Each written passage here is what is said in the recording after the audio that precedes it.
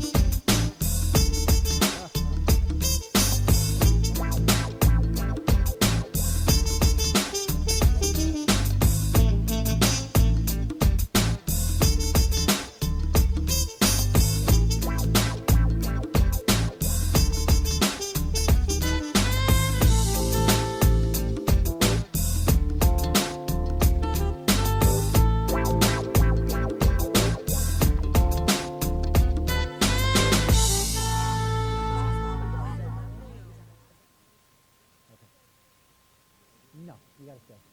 Make sure it happens.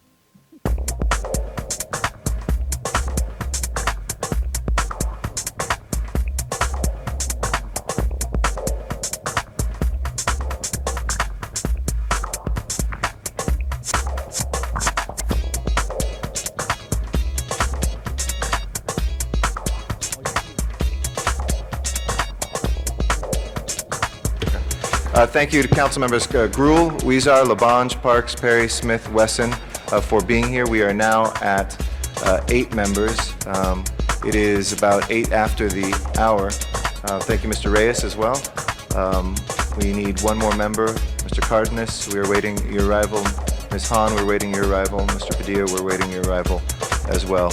If one of you does not come down in the next couple minutes, we'll adjourn. Thanks.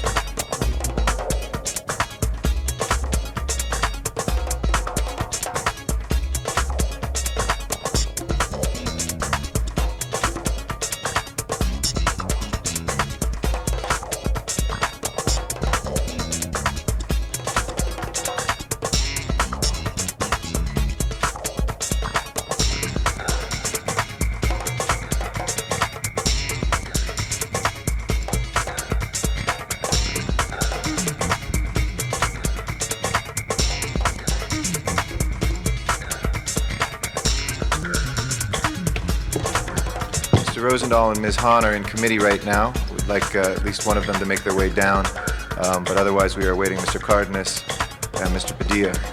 If Mr. Cardenas or Mr. Padilla can please make their way down as soon as possible.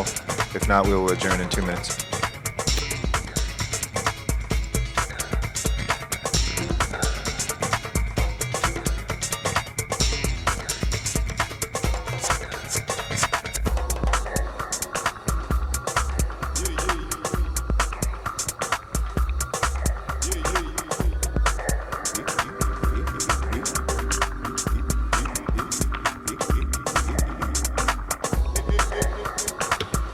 While we are waiting, colleagues, I'd like to, if I may, make a special introduction. Mr. Labange is over here with 3 guests that are visiting from South Africa.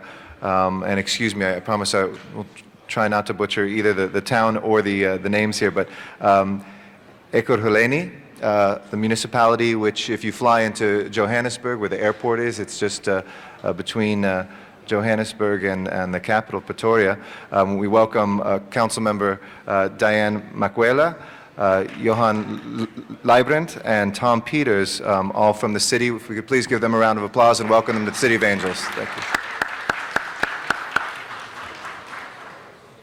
Please call the roll, Mr. Clerk. Cardenas, Gruel, Hahn, Weezer, Labange, Padilla, Parks, Perry, Reyes, Rosendahl, Smith, Weiss, Westland, Zine, Garcetti. 10 members present and a quorum, Mr. President. First order of business, please. Approval of the minutes. Mr. Labange moves and Mr. Parks seconds. If there's no objection, that is a unanimous vote. Approved. Commendatory resolutions for approval. Mr. Cardenas moves, Ms. Gruel seconds. If there's no objection, that too is a unanimous vote and approved. Next order of business. Now would be time for comments from the public on items not on council's agenda. Okay. Now it's time for items of general public comment for items that are under our jurisdiction but not specifically on the council agenda. First, I'd like to invite Donna Doherty to come forward, to be followed by Ernest Hamilton, Jorge Castaño, and then Mort Allen. Donna Doherty. Is Ms. Doherty here? I see her making her way forward.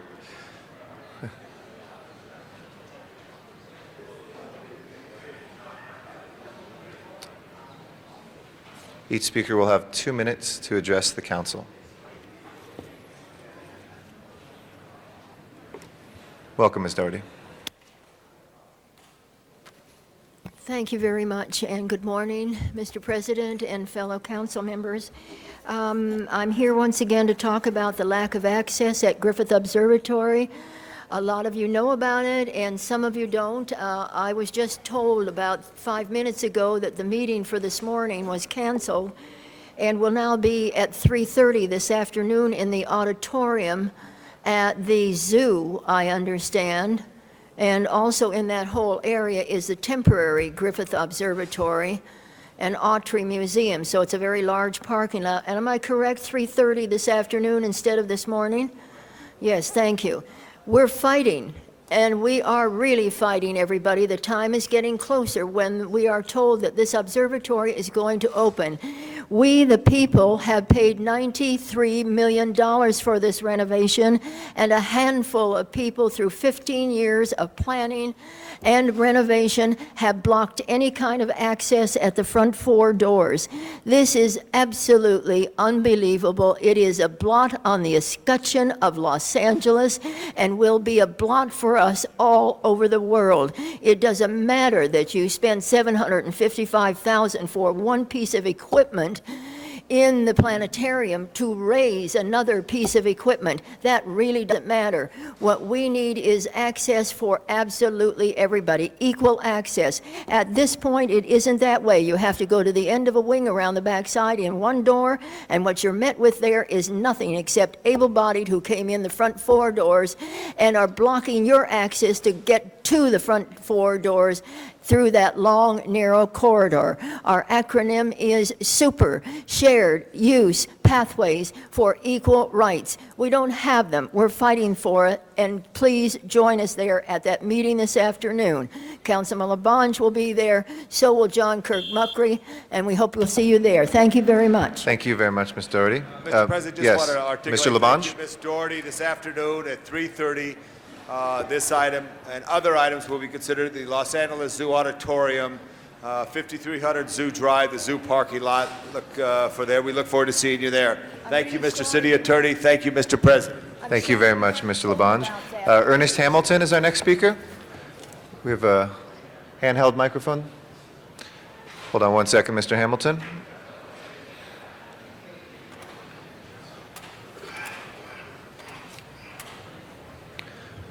Welcome to City Hall. You have 2 minutes to address the council. Good morning, Mr. President, honorable council members. My name is Ernest Hamilton. My reason for public comment this morning is to thank all of the city council members for supporting a stage production. There's Help in Gimp City. It's being produced at University of Southern California this weekend, 13th and 14th. For your information, GIMP is the acronym for G, I'm Paralyzed, and it has to do with persons who get an apathetic attitude because they're disabled. And I wanted to remind all of you, as well as I thank you, there's a number of disabled citizens in every district of the City Council. So this stage production is education and entertainment for every member of the city. So I've left a letter at each of your offices, and I want to thank you for your support. The other comment, I signed up 2 cards, so the other comment is about the Griffith Park Observatory, the access. There is very difficult to enter, according to the plans. All the disabled will have to go a long distance to enter this observatory, and it's comparable to, excuse the expression, all colored people go to the back door, and it's just that uncomfortable. So I urge all the city council members to look at these plans and consider making it accessible for the entire community. Thank you very much, and I look forward to seeing you at the stage production. Thank you very much. Our next speaker is Jorge Castaño. For general comments.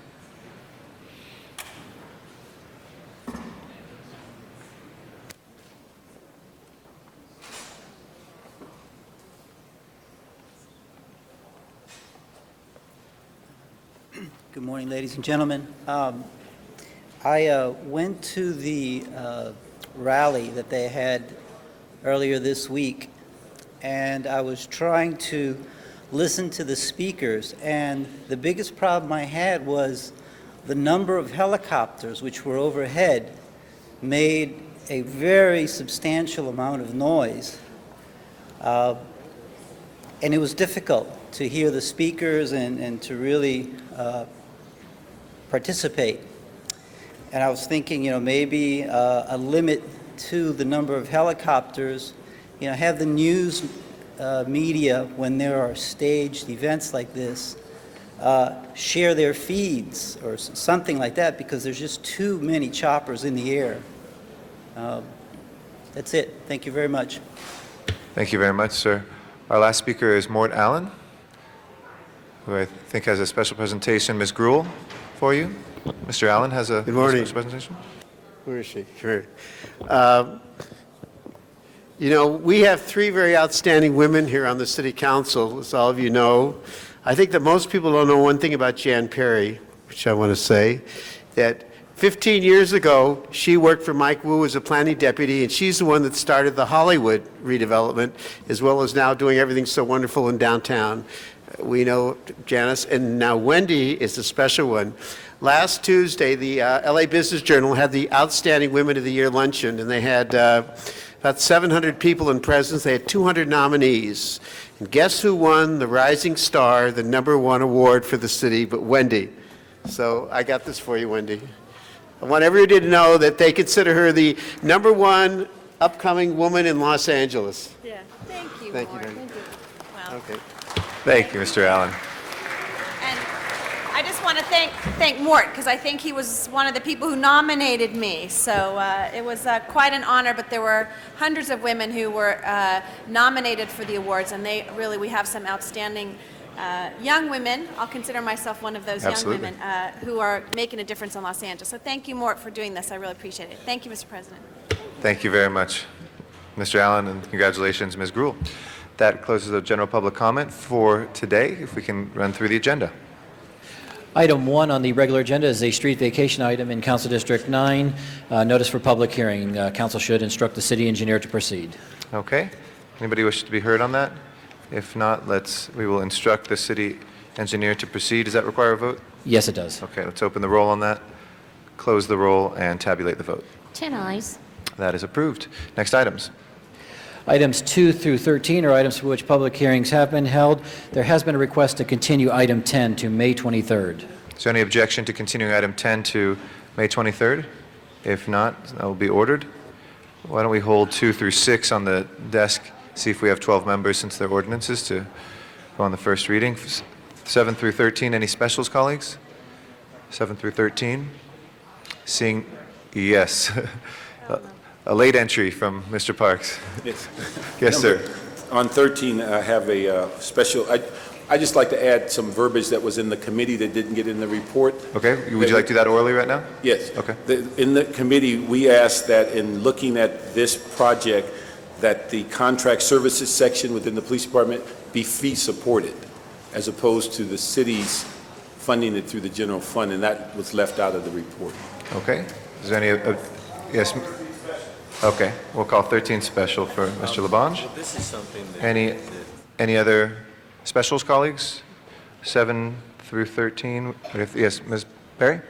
14. Oh, okay. Let's open the roll then on the balance, close the roll, and tabulate the vote. 10 eyes. Okay, those are approved. Next items.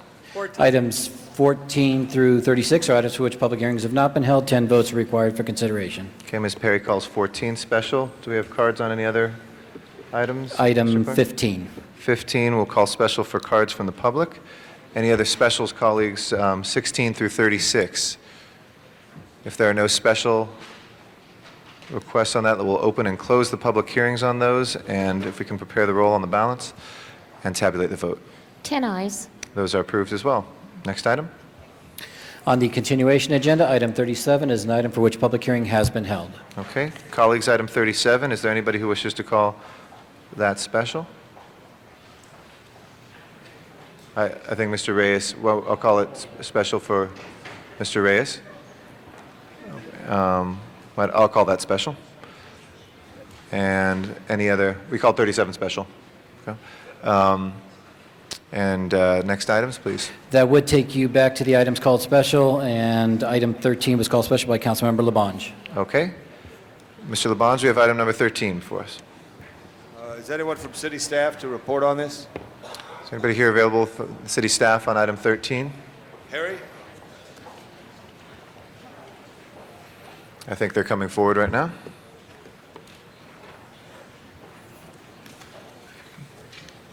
You can invite representatives of the police department forward to the table, please.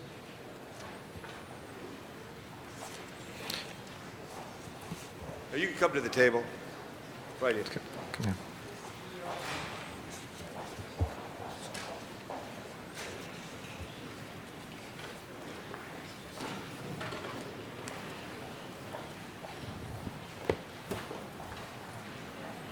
Hi. Could you explain what item number 13 is? Okay. I'm Jim Cancel. I'm the captain in charge of Planning and Research Division of Los Angeles Police Department. Item 13 before you concerns the police department with on-duty or employees who are currently employed by the department working for contracts that the department will pay on an overtime basis. And I'll give you an example. A venue, let's say a big shopping mall wants to have a grand opening. They expect thousands of people. There'll be public access. Therefore, they would hire with the Los Angeles Police Department a certain number of officers, and those officers would be deployed to that entity to provide public safety. In a quick nutshell, that's exactly what contract services would be doing for the department. Well, let me ask you just a little further. Does this also include the Coliseum, the Greek Yes. Theater, Dodger Stadium? Why don't you yell out all those venues? The Hollywood Bowl? Yeah, okay. I mean, it would be helpful. Okay. Dodger Stadium, the Graham Olympic Auditorium, the Greek Theater, Hollywood Bowl, the Kodak Theater, the Los Angeles City Commission hearings, LA Coliseum and the Sports Arena, the Convention Center, public and private and junior, senior high schools within the city of Los Angeles that have sporting events like football games, the Staples Centers, the Staples Center, that's what I'm talking And then about. in addition to that, if a shopping center wanted to have a special opening, there'd be an offer. Now, what determines how you determine what to charge if it's just a regular event? I mean, what have we done in the past and why are we making this change? Okay. And my time's not running, so I don't know what's going on. Okay. What we've done in the past is officers would be hired by that private entity or that company to work off-duty, and they would pay them. In non-uniform LAPD. Right. In Now this, they'll be in uniform. right. In this case, it would be officers in uniform. They would arrive in a black and white. They would have a radio. They'd have the full resources of the department if something should happen. Whereas before, they were off-duty and being paid by that private entity. Now they'll be paid by whom? By the city, But who will pay the city? that private entity, through a contract that we've agreed to with that private entity. Time and a half? Yes, the time and a half. And it will go directly, the check will come from the city. That is correct. Right. That is All correct. that accounting's been worked out. Now, I see a lot of fine officers here who used to be with the city. They were concerned about the motion picture entity, and I know I got some calls in my office about this. Is there any aspect to that in this issue? Well, I'm going to refer that to Mr. Richard T. Fank, who is the Executive Commissioner of the Board, Executive Director of the Board of Hold Police my time. Commissioners. I got it. Hold my time, will you? No, but now I do. Richard. Yes, Councilmember. Richard T. Fank, Executive Director of the Police Commission. The issue related to the item before you today is only dealing with officers currently employed by the Los Angeles Police Department. And there are times when officers currently employed by the Los Angeles Police Department are requested by the venue or event coordinator for a movie premiere or a filming location to have currently employed officers respond to one of those opportunities. That'll be the only time that this current process before you would take place. Currently, the retirees who work movie sets, et cetera, that is not part of this project. Are you interested in that? We are reviewing that whole process, but that certainly is separate from all of this. And the reason the processes were bifurcated by the Police Commission last year was to ensure that we're able to move this forward, recognizing there have been many years of past practice in the other process, and we did not want to confuse the issue. So I would submit to you that we are going to review that process, but there is no contemplated change today as we sit here and speak. We're only talking about on-duty Los Angeles police officers who currently work in a private arrangement with a operator of a venue. Example would be Staples Center. Staples Center hires officers, and they are there under Penal Code Section 70, which allows them to wear their uniform and represent themselves as a Los Angeles police officer, but they are paid directly by the But like the venue Greek operator. Theater years ago, it used to be run by a Northeast officer who did it. Now it's going to be run by the Police Commission? Police Department, sir. Police Department. Right. And the process then, and the benefit of that is that you are able to have a situation where the Police Department is in control of who is assigned at these locations. The officers are in an on-duty status. They have LAPD radios. There is appropriate supervision and management of those officers at that particular site. Right. They're able to take department equipment with them, and they are then accountable to the Los Angeles Police Department versus being there as a private contracted employee to that particular venue. Right. I just want to make sure the interest of the very important motion picture industry of 250,000 people are employed in this counties by that industry, and they get great support from off-duty Los Angeles police officers. And I don't know if any off-duty Glendale or Long Beach or others could get in this business, what Los Angeles police officers have had. But I hope that's reviewed in the proper way to try not to reinvent the wheel, to try to work with them and to be able to make sure that the interest of the movie companies are kept, as well as the interest of the communities are kept in the interest of the Los Angeles Police Department as well as the City of Los Angeles. And if I could respond to that also, sir, I've had personally conversations with 2 representatives of the Retired Motor Officers Group and have assured them that before any changes are made at any process related to what they currently do, there'd be dialogue with them in a meeting, and we have not had that yet because we're not even looking at that issue, nor have we even begun a review of that process. Have you developed a working group with them at all? No, we haven't, because at this point in time, we wanted to focus on this issue. This issue has been percolating for at least a year to try and get resolved and move forward, because this is important, we believe, to adopt a best practices piece of this. And we have one more part of this to do, and that is to develop the administrative fee. And at Public Safety Committee, I was tasked with working with the CAO and CLA's office to determine what that administrative fee would be. And we have a meeting on that next week. The intent would be the administrative fee would be the fee that would fund the contract services section.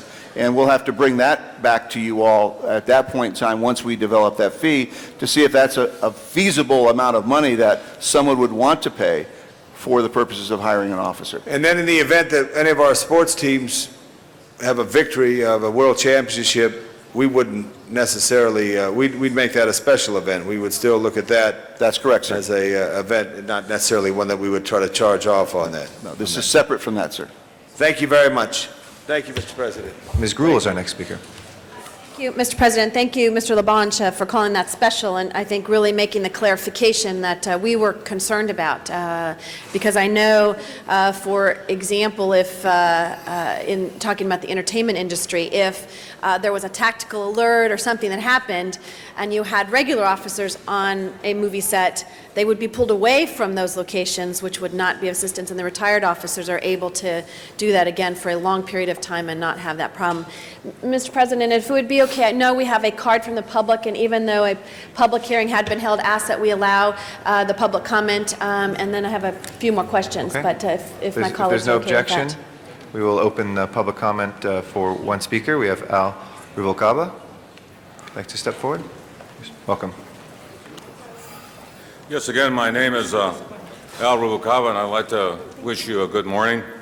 Again, I'm one of the spokespersons for the Retired Motor Officers of Los Angeles, and in the past, I've been a spokesperson for the Boyle Heights Coalition and also for the Latin American Law Enforcement Association, commonly referred to as LALE.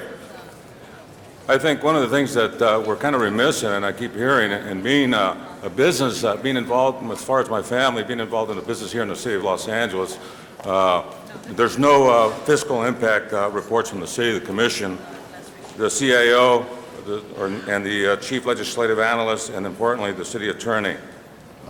And also, you know, this section talks about that contract service section. Right now in the news, today's paper talked about pushing people that are behind the desk out to the field, and all we're doing is creating 5 more. And in fact, when these people are finally employed, they're going to be working Monday through Friday, and 8 to 5, and certainly these venues occur in the evenings and on the weekends, and that's going to create an issue there.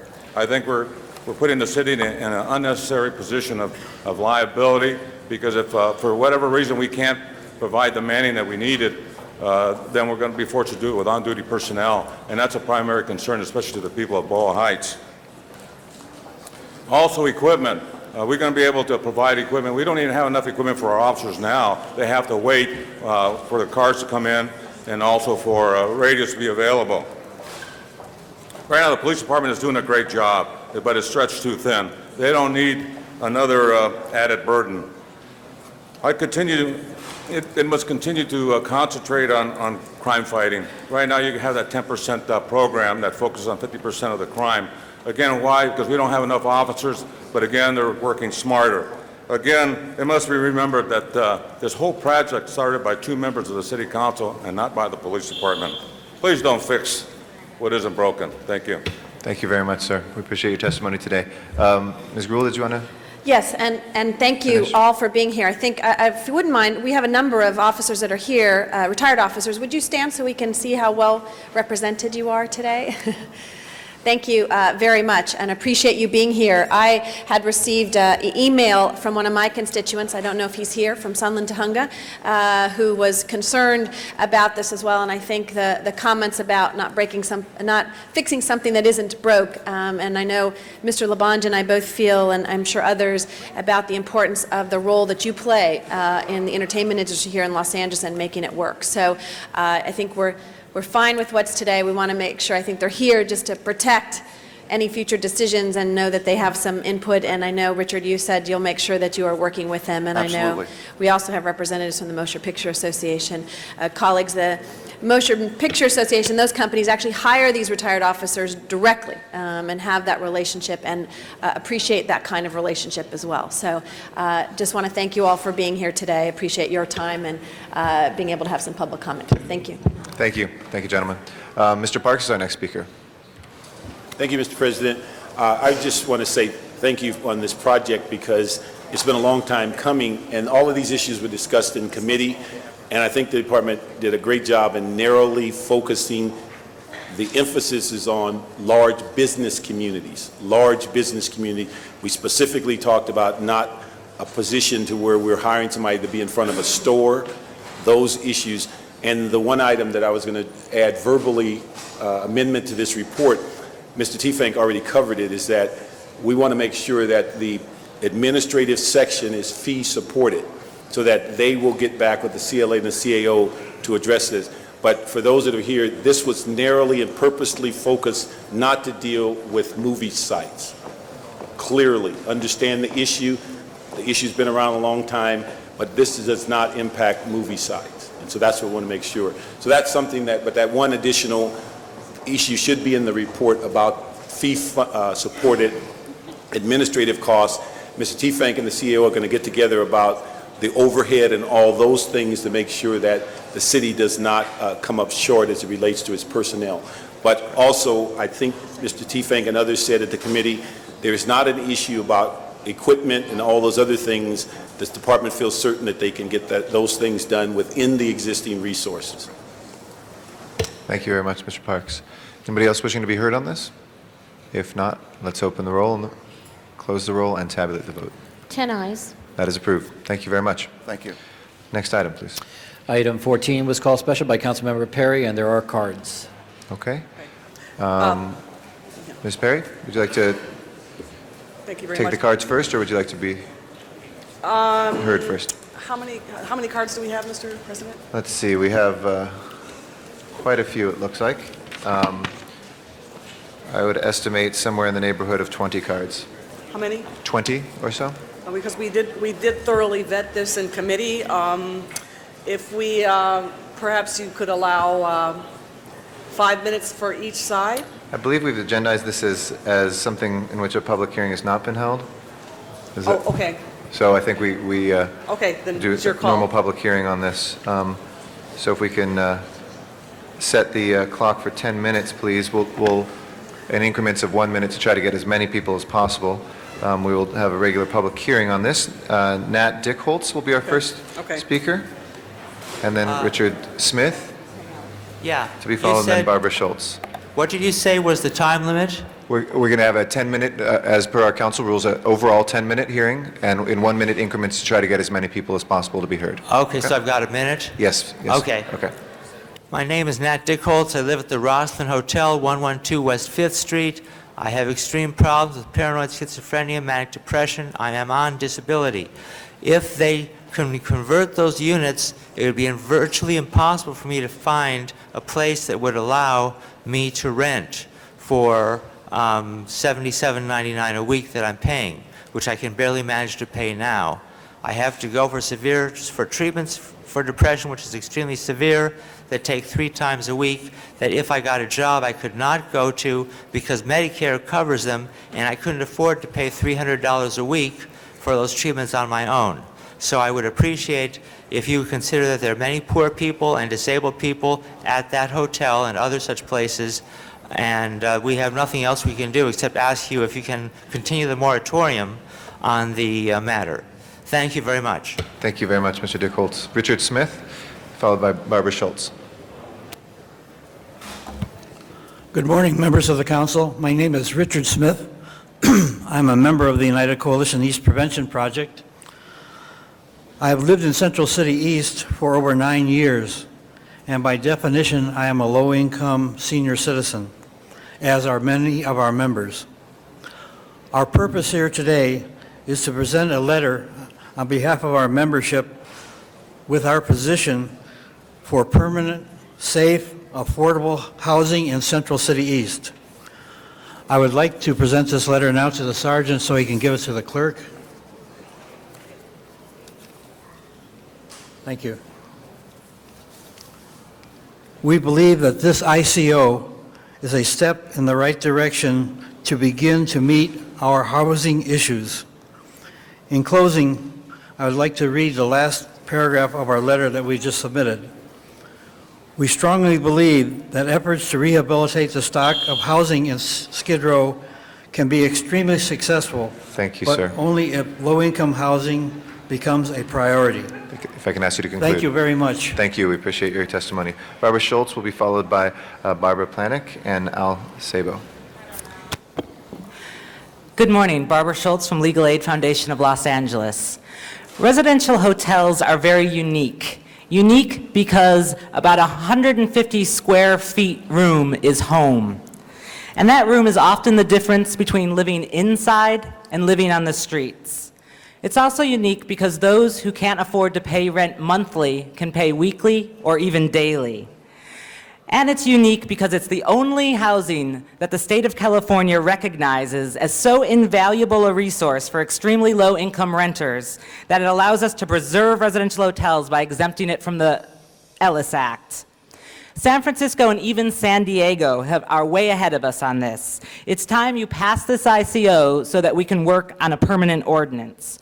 Once residential hotels are off the endangered housing list, we can work to improve the conditions in those hotels by using the SCEP and REAP programs, by using Prop 63 and other funding, and by the fact that this will limit speculation and put the hotels back in the reach of nonprofits. I urge you to support this ICO so that these tenants can live in the same stable, safe, and decent housing as all Angelenos deserve. Appreciate it. Thank you. Barbara Planick.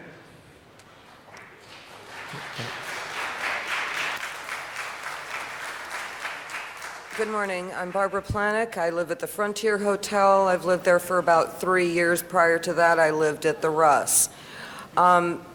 Basically, most of us are on fixed incomes, and we have such an urgent need of housing. We already know about we've got plenty of homeless out here. We don't need more. We need to preserve our affordable housing. We need places to call home. Many of my community members here, if you'll stand, we call this home. This is where we live. This is all we have. If you take this away from us by not putting this moratorium in, we will be virtually homeless. I take medication. I need to have a home where I can do this at. I need to feel safe. I need to be able to put my key in the door and say, I'm home. Please don't take our homes away. Thank you very much. Al Sabo, be followed by Mike Alvidrez will be our next speaker. My name is Al Sabo. I've been a resident of Frontier Hotel along with my son for the past 3 years. At one time, most of my life, in fact, I've had wonderful opportunities, great jobs, but through a quirk of fate, I found myself with a limited income. And basically speaking, the Frontier Hotel and other hotels like it are the only places that we can afford to live. That's why I'm urging the passing of this ICO. Currently, my son and I are on that last step in a downward spiral, which we want to reverse. We're one step away from being homeless. This city has a big enough homeless problem without adding to it by putting us on the street through the conversion of these properties into lofts and condominiums. I think it's in everyone's interest to please pass this ICO so that we don't double the homeless population in this city. Thank you. Thank you very much. Mike Alvidrez, to be followed by Joseph Edwards. Thank you, Mr. President, members of the council. I think we're at a momentous time here. We have seen very much interest in the problem of homelessness at the city level, at the county level, at the state level, and at the federal level. And I think even more unprecedented, we've seen cooperation between the city, the county, and the state, and at the federal government. I think an action that we can do here in the city of Los Angeles is to protect those 13,500 people that live in residential hotels across the city of Los Angeles. These folks, as I'm sure you've heard at a number of these public hearings, are living on fixed income, they're low income and/or disabled. And we need to protect this precious resource today. This is something that we can do. It's the right thing to do, and I urge your support for this measure. Thank you. Thank you very much. Joseph Edwards. And our next speaker after that will be Linda Valverde. Yes, hello. My name is Joseph Edwards. I live at the Roslyn Hotel, and I support the ICO. Preserving the residential hotel is necessary because many of us don't have anywhere else to live. And there have been, in the last 5 years, a large number of units have been gotten rid of, and there's more at risk. And I humbly urge this council to please pass this ICO so that no more residential units can be lost and no more homeless in California. I'm presently working on a program to help the chronically ill to become well within 3 to 12 months. It is with a holistic healthcare method that I'm using. So I need to live somewhere where I can afford it while I'm working on this. Thank you very much. Thank you, sir. Linda Valverde, and then Grady Martinez. Hi, good morning. My name is Linda Valverde, and I have been a tenant of a residential hotel for 3 years now. I am also a community organizer for the Los Angeles Community Action Network, which is also located downtown. And living and working downtown has made so much accessible to me, because for me, this is my home. I am here today to strongly urge you to pass and support this ordinance to preserve our hotels downtown for myself and my community residents that are able to afford and continue to afford to live in a residential hotel. Thank you. Grady Martin. And Curtis Killings will be our last speaker after that. Curtis Killings next. Good morning. I am Grady Martin, Executive Director of Central City Community Outreach, an organization that works with families that live in these hotels on a daily basis. I want to say that this is an exciting moment because you have the power today to make a difference in the housing crisis of Los Angeles. You have the power to ensure that we keep this very low-income housing, and we don't have that opportunity every day. As Executive Director of Central City, we are in these buildings on a daily basis, and we talk with these families. And if they did not have this place to live, and we have seen it when they've been displaced, they will become homeless. Therefore, I urge passage of this ICO, and I ask that the long term, that we work towards a long-term ordinance in this regards. I also want to encourage the City Council to instruct the Housing Department to make sure that these are safe places. In finishing, I just want to say that I want a downtown that we can be proud of. Thank you. But I cannot be proud of a downtown where we just allow the affluent to live here and we displace those that live in the ICO, live in the hotels. Thank you. Curtis Killings will be our last speaker, and then I will read the other names into the record. Mr. Killings. Hello, my name is Mr. Curtis Killings. I'm in Councilman Weezar's district. I reside at the Alexandria Hotel, and I have been there for 14 months at this time. I found the Alexandria Hotel while I was temporarily in need of somewhere to live, and it made it very accessible for me to find some place, and I'm glad that the place was there. I'm an over-the-road truck driver. I don't fit a lot of the situations that some of these people have said here before, as though I do have access to funds a little more readily than a lot of people. But that doesn't set me aside. That's what America is. It's about all different types of people pulling together to try to preserve the American way of life.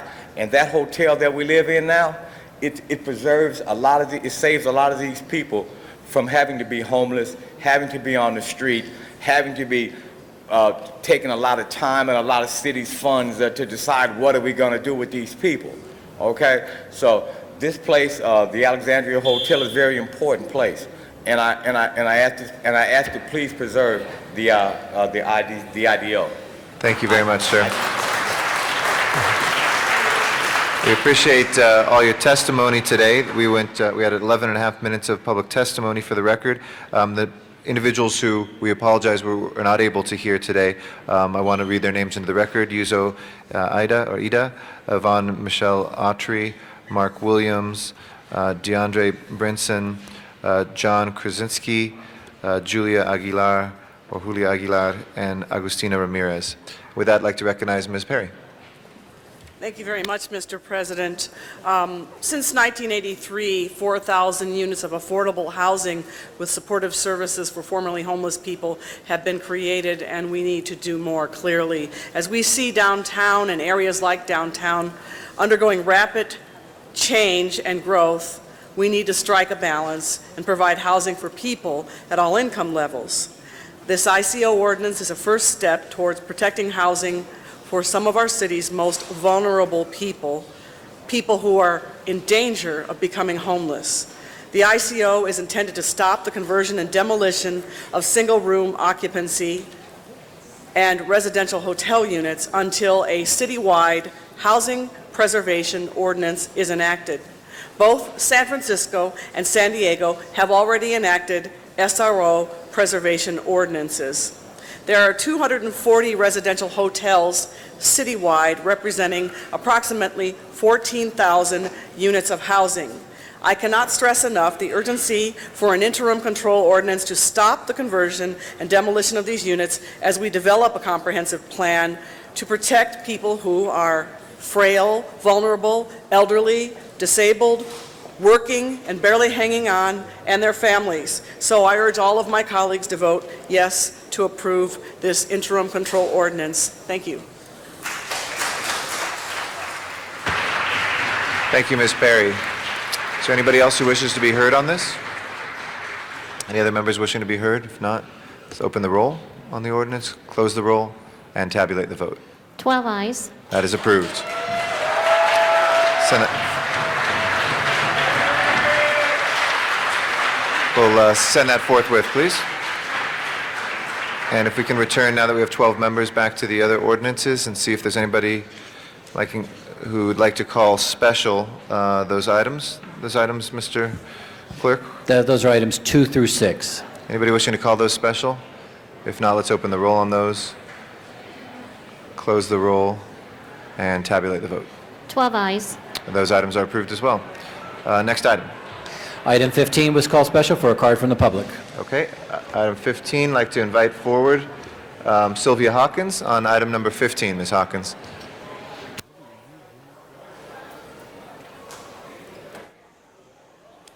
Good morning, everyone. My name is Ms. Sylvia Hawkins.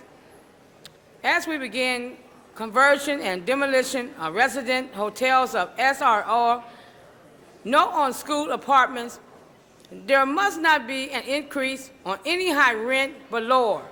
The planning center of hiring contract term for workers must not extend over a 4-year term. All employment application of job hiring of any age must include all sports job position and ownership plan. There must be no internet hiring on computer from east to west any longer. Only paper application with black ink at the location of the office building. There is a 60% of lack of knowledge and skills with the ownership because of inheritance of the building, houses, and schools. Dealing with the next relative after the original elderly owner is dead. You cannot build on a dead man or woman plan of ancestors. There is no way of gaining old wisdom. Trades of service with the public customers People is off. Key 64%. Because of no new book plan for the new owners that have now taken over because of parents. There is no new plan. So therefore, it is called out of date. Thank you very much. My name is Ms. Sylvia Hawkins. Thank you very much, Ms. Hawkins. We appreciate your comments on the supplemental agreement with the Planning Center. If we can please open the roll, close the roll, and tabulate the vote. 12 eyes. That is approved. Next item, please. Item 37 was called special for Councilmember Reyes. Okay. Mr. Reyes? Thank you, Council President. Colleagues, I call this special because of the obvious impact it has on the city. We've been looking at how the federal government is going to be treating this very critical issue. By moving a motion that speaks to principles of the McCain-Kennedy bill is one approach in dealing what we feel will be a direct impact on the quality of life of all of our citizens. But I'd like to ask Mr. Karsh to the table for the simple reason that as we are having this discussion today, we know the Senate is still having their give and take as to what their position will be on the issue of immigration. For some, they're saying that this action might be an action that is speaking to principles that might be past news, and we won't be current with what will actually be surfacing from the federal government. So I asked Mr. Karsh from the CLA, in terms of voting on principles of bills that are still being shaped and molded, but we don't have yet a definitive bill, by supporting these principles, is it possible that legislators at the federal level could, for lack of a better word, cherry pick principles out of these two in a way to form a newer bill? And would that keep us from being able to respond to another bill that, my understanding, there's a Martinez bill that's floating, that's being discussed, and so by way of background, can you just give us where they're at today and what would this action do in the context of what's actually on the table? The action of the City Council today, if it so chooses, would be to endorse the points that were raised in our two reports, as well as the recommendation of the committee, which is expressly to support the McCain-Kennedy and the Specter bills. The Specter bill is not mentioned in our report because it developed afterwards. These principles, yes, they can always be moved around, moved into different bills. I'm sorry, Mr. Karsh, may I interrupt you for a second? Colleagues, I'm hoping that we are paying attention to Mr. Karsh's presentation. We've had hundreds of thousands of people marching in the streets because of this issue, and it's unfortunate that we don't have the attention I believe this particular item deserves. So I just, with all due respect, ask if we can just listen to Mr. Karsh's presentation on this issue. Sir. The principles that would be supported by this council body based in the report before you would be the official position of the city. If other people choose to say, well, we are including your points in our bill, but we are also putting other things in that bill, our support only goes as far as the points that are raised in the report before you. Now, what has happened in the past is in the world of compromise, we sometimes have to swallow bitter pills, and therefore the bigger package to float forward as a bill. So we would be vulnerable to those bitter pills in as much as any other principles, correct? Yes, but you do have instruction in the report here for the CLA to report back to you on any changes or newer versions of the bills. And we would report immediately due to the special interest that I think this subject matter has to all of you. We would immediately report on changes that are taking place. So another possible position of this body would be if we were to table what we have today and to have a clearer picture of what's emerging given the debate that's going on at the Senate? That's correct. It could be, of course, fast-moving, and that is the only drawback. According to our federal lobbyist, Jim Seeley, with whom I spoke this morning, there is likely to be a vote on the Senate floor next week, but he can't say on which bill in particular. We can report to you as soon as we do get that information, and at that point you could agendize it again if you wished, but at this point that's all that we can do. So if we were to table, it could be for a week to see where we're at. I mean, Yes. have you come back to the table and tell us how much progress Yes. has been made? Yes, you could continue this item until next week. We could then be agendized to report on developments in Washington on this subject. So the soonest we could anticipate any action would be on what day of next week, do you feel? Mr. Seeley wasn't able to give a specific day. You could do it a week from today, Wednesday. That might be a good target to aim for. Yes, and as a point of information, I'm not sure if anyone is here from the mayor's office, but I understand the mayor was in D.C. last week. Do we have any insight from our mayor in working with Councilmember Kennedy, or is anyone here? I believe they're calling right now. That would be great, just so that this body will have a clear picture of the exchange that's going on between our mayor and those who are involved in this process. And I believe Senator Kennedy was one of the key players in this discussion. Yes, and he still is. Thank you very much. Thank you very much, Council President. Thank you, Mr. Reyes. Mr. Parks is our next speaker, to be followed by Mr. Smith, Mr. Rosendahl, Ms. Hahn, and Mr. Padilla. Mr. Parks. Thank you, Mr. President. One concern I had on this issue is that we basically, on the last bill, I guess Sensenbrenner bill, we actually sent a message that we weren't supportive of it, and then we've come back with the Home Depot or the Day laborer. the illegal labor issue. What I'm concerned about is that at what point do we get our messages to our lobbyists about what we agree with if we don't move on this issue?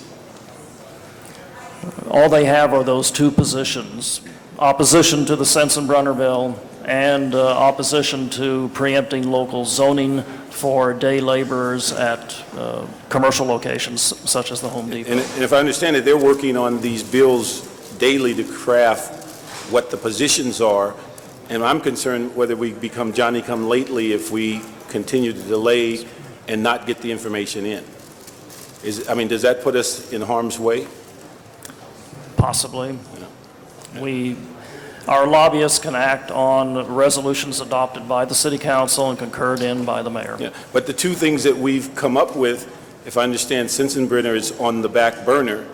So Yes. the only real issue we have is the day labor issue that you can say the city has put its weight behind. Yes. Okay. And then, I may not have understood it, when do you view that this may be moving through the system in Washington, these two bills? There is likely to be a vote on the Senate floor next week, and that's all that our lobbyists in Washington could say. So next week. Ed, maybe you can answer a question. I just didn't quite understand what the delay for next week would aid the city, and you might be able to respond and clarify that. Well, let me put it in, use an analogy that was given to me by those agencies who are trying to keep a perspective of how we treat everyone equally. And they're saying, Councilman, right now you're discussing an issue that could be likened to, this might sound a little bizarre, to Madonna when you're actually already in Britney Spears, when in fact they're going to be talking about someone else in the future. So we're always falling behind and we're late. Obviously, the chance we're taking is that we might not be in the picture at all if we're too late, which is, I believe, the point you're making. Yeah.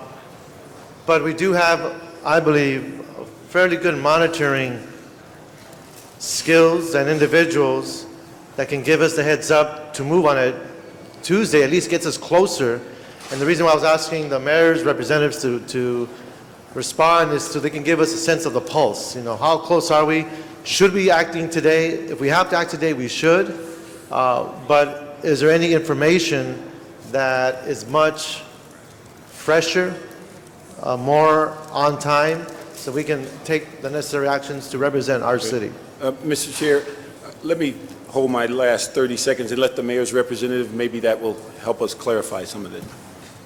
Hi, I'm Diego Alvarez, Associate Director for Intergovernmental and Legislative Affairs with the Mayor's Office. And I'm sorry, I was walking over here and missed the first part of the discussion. But basically what's going on right now is the bill is scheduled to come to the Senate floor, the Arlen Specter. Compromise will be on the Senate floor likely next week, and there are discussions going on amongst leadership and other parties as to what types of amendments may be presented to modify that bill before it goes to conference. So it actually is a very good time to talk to members of the Senate about what they would be willing to accept as far as the modifications to that bill next week. If I may, Council President, there's one, does that put us in a position, though, that we might have to accept principles we don't agree with if we're giving a blanket support over these bills that might have principles that could actually hurt us, but because of the compromise, we would have to accept? I think principles is generally the best way for us to go because it gives us flexibility to try to negotiate the best bill possible for the city of Los Angeles and its residents. But it does put us in a place, I mean, it does not lock us into a position where we may have to, first of all, we can always go back and amend the city position if we don't like the results of what comes out of the Senate. But secondarily, there's always provisions that are traded for each other, and if we have principles, we can negotiate wordsmithing type agreements that will make us feel better about the bill as a whole. Thank you. Thank you very much. What I would just like in conclusion is ask that, I think 2 months ago we were at this point, and it looks like, in my judgment, we need to move as quickly as we can so that we, at least through this weekend, will have our point of view on the table. And then as things evolve, our CLA and others come back to the council and say, these are the issues. But what I had as a problem 2 months ago, if we never quite put on the table what we're opposed to, they won't know what we stand for. So the only thing we currently know is we're opposed to the day laborer sites. And so as we go through these bills, it would be important to identify absolutely what's not negotiable and what other we can embrace, what policies. Otherwise, it's just, we can't get there from here, particularly in the short time. So I would hope that as we go through this discussion today, we find out what's not negotiable, get it on the table. Those things that are policy that you can work with, fine. But I don't think we have enough time to wait till next week when it's on the agenda for voting to then say, let's get our voices heard. I understand that point, and I actually do want to reinforce a little bit of what you're saying. When we go to conference, the bills tend to move very quickly, and then the federal government does not have as open a process as we have in City Hall, obviously. So having marks as to things that we definitely oppose would be good for us, so our DC lobbyists can react in a responsive fashion to things that go on in those closed meetings. Thank you. Mr. Smith is our next speaker. Well, thank you, members of council. As the chair of the committee, I want to bring to you the discussion we had in the committee and why we did what we did. I think it's important to remember when we discussed Sensenbrenner a month or so ago, this council voted no because there was objectionable parts to it. But Mr. Parks and I brought forward the fact that there were some good things in the bill that we wanted to embrace. And more importantly, as we went to the National League of Cities, and Dennis Zine was the chair of the committee at the National League of Cities that drafted the policy for the National League of Cities, we wanted to mirror the action of the National League of Cities in our policy.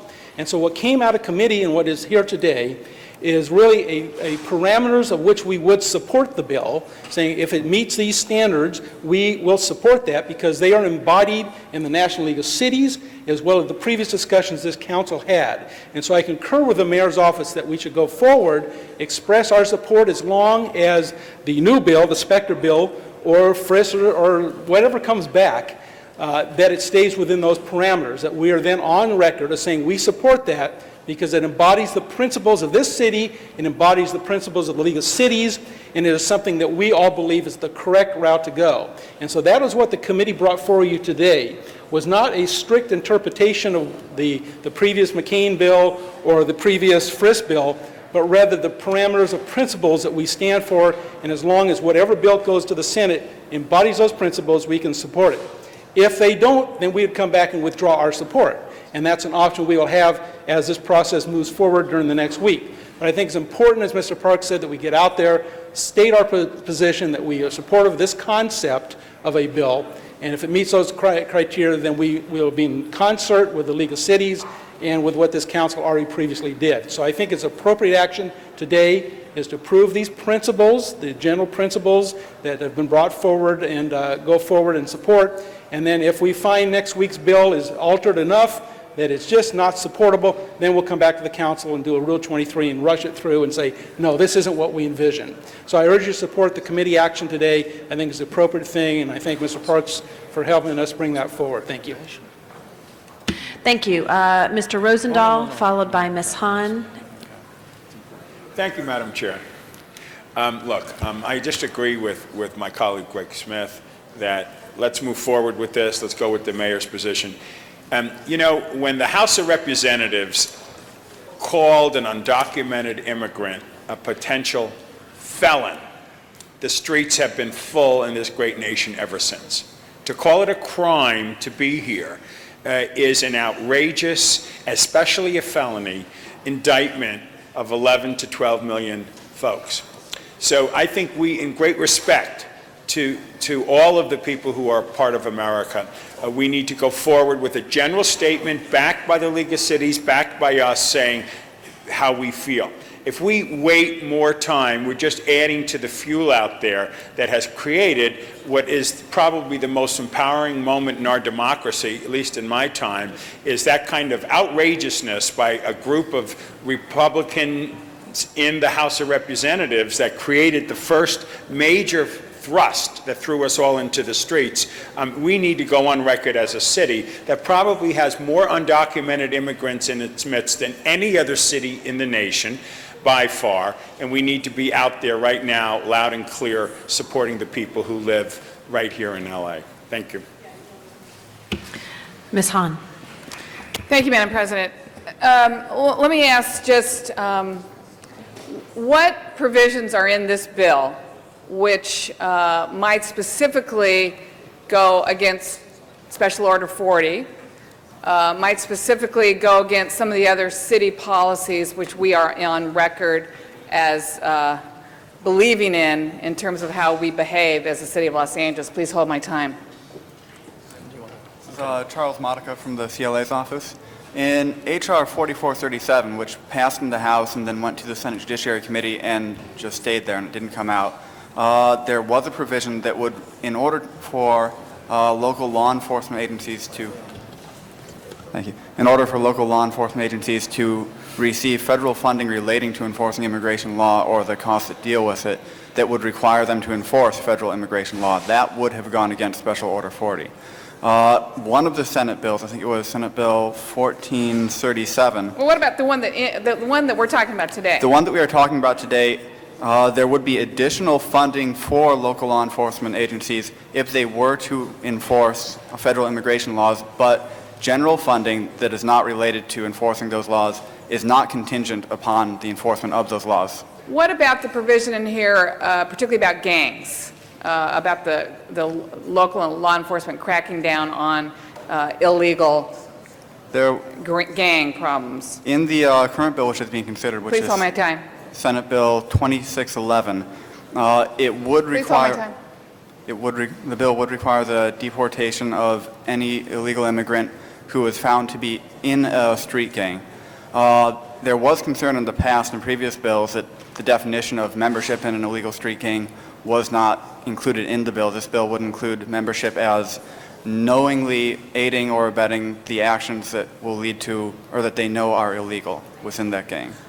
But tell me how that, because we want our police officers to crack down on gangs. But our Special Order 40 tells them that they cannot determine the immigration status? Well, they, in conversation with Los Angeles Police Department, they can still continue to enforce gang laws. And then if it turns up, they're not allowed to enforce federal immigration laws, but federal immigration authorities can work with them if it is discovered or if it is obvious or evident that the gang member is an illegal immigrant. Or if it's later discovered that someone who was convicted of a gang crime is an illegal immigrant, then deported, they would be inadmissible for citizenship in the United States. Okay. Anything else about this that conflicts with current city policies? Not that I've found in my analysis of it. Speak to the day labor site issue. That 4437 would have prohibited that, and as we have with the Home Depot day laborers, that is something that the city's in support of.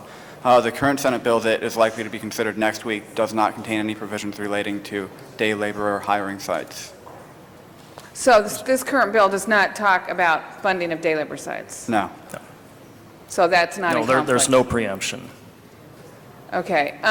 Well, members, I feel like I'm more in line with my colleague Ed Reyes in terms of really wanting to defer us taking a position in support of this. I feel like in Los Angeles, it's been loud and clear, very loud, very clear. We've had hundreds of thousands of people in our city on several occasions march peacefully, have their voice heard loud and clear, that they want to make sure that anything that's passed in Washington, D.C. is real reform, has real accountability in terms of how we're trying to move forward with immigration reform. I'm unclear that this bill actually does that. It makes me very nervous, colleagues, to support principles.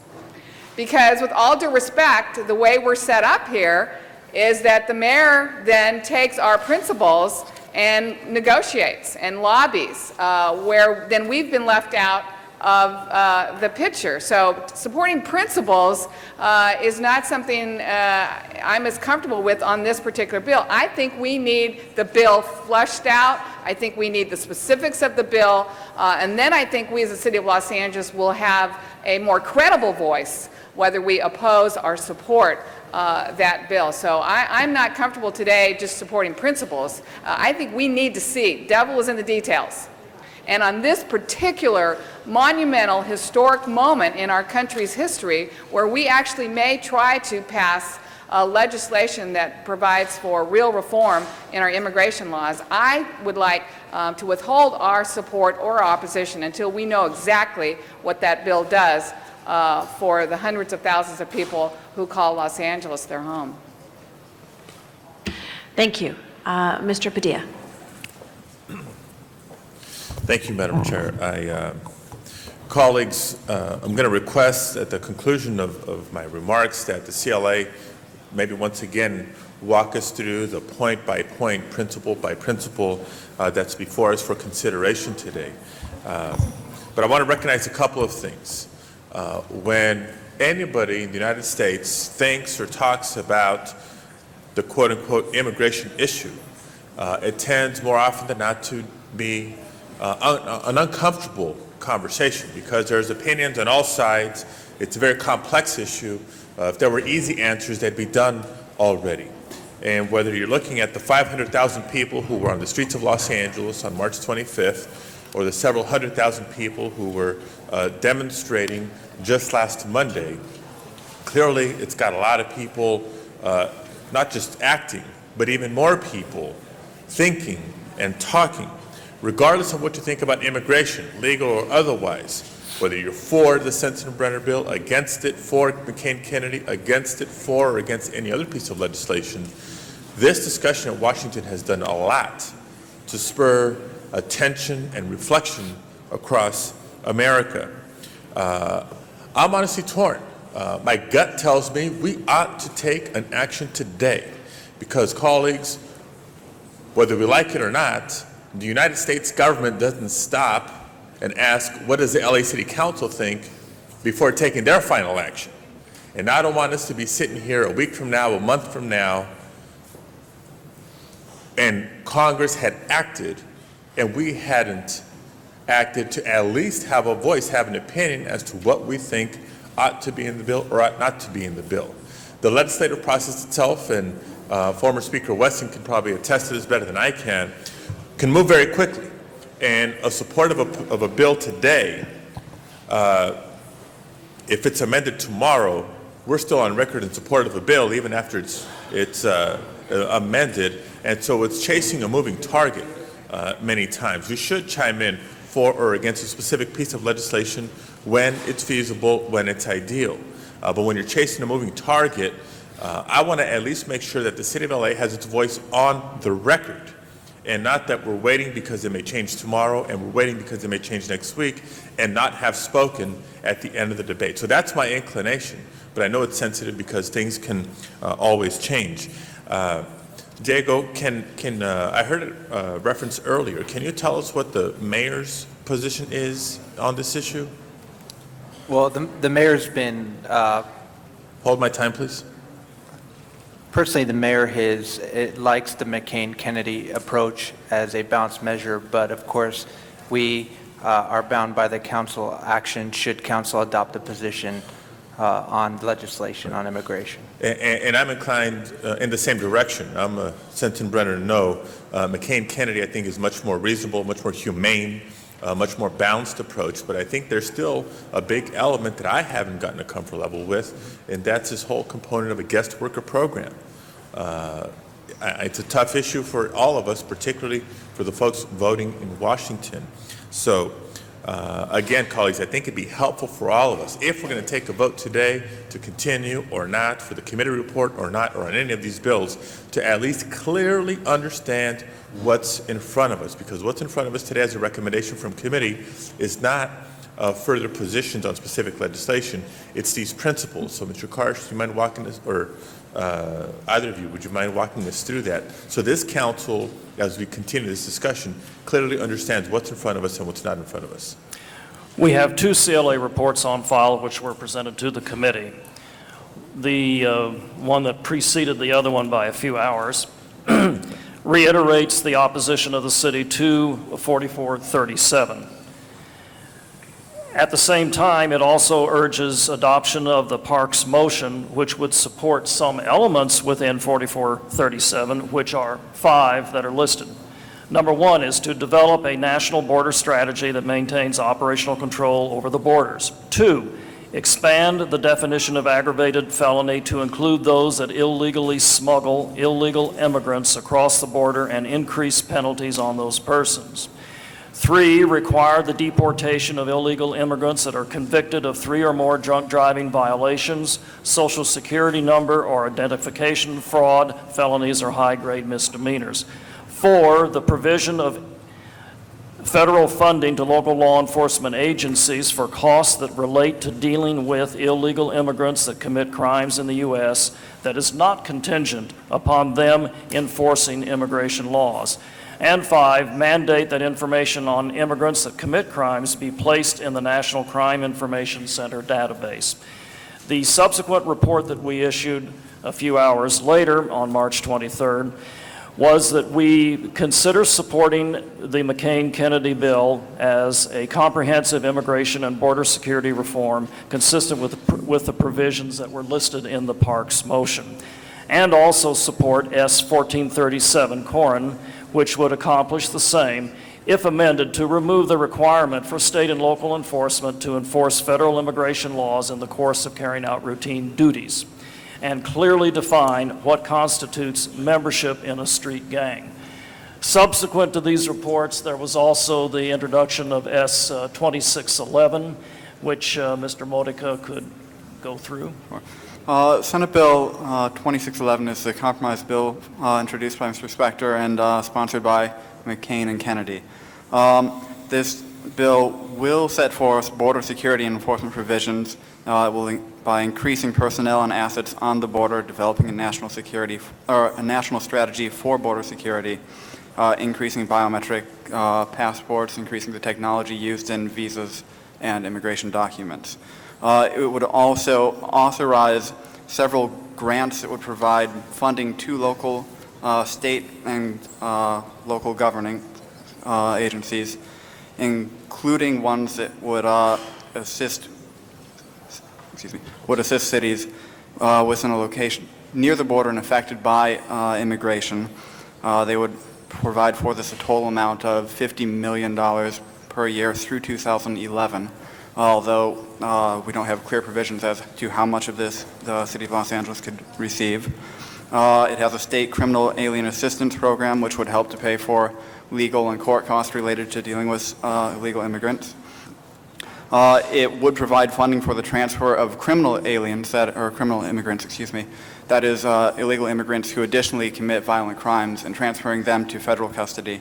And then there are also some certain provisions for port of entry technology demonstration programs, which the City of Los Angeles could potentially be eligible for. The bill additionally establishes a temporary guest worker program through changing visa levels, increasing some visa levels while creating a new category for guest workers. It would also provide permanent resident status adjustment for qualifying illegal immigrants and their spouses or families who have been in the United States and working for up to or for 5 years. One final thing that it would do is allow states to decide the eligibility for public higher education benefits based on their residents without considering their immigration status. Okay. I appreciate that. Unfortunately, we may have to ask you to repeat all of that. I'm hearing my colleagues asking in the background here, what's he reading from? What report is that? I don't have that in front of me. Colleagues, this is a serious issue. If there's a city in America that has a stake in the outcome of this discussion, it's the City of Los Angeles. And I hope, colleagues, that whatever action we take, and I'm not sure which way this is going, is thoughtful, it's informed as possible. I'm going to press my button again. But again, colleagues, the specifics that are before us can include action on any of the pieces of legislation that are in the mix here, because it's in the nexus of the issue that's been agendized. But what has come out of committee are these guiding principles. I think it'd be a shame if Congress acted, and maybe that's me being optimistic that they may actually take some action sooner rather than later, without the City of LA having chimed in. So.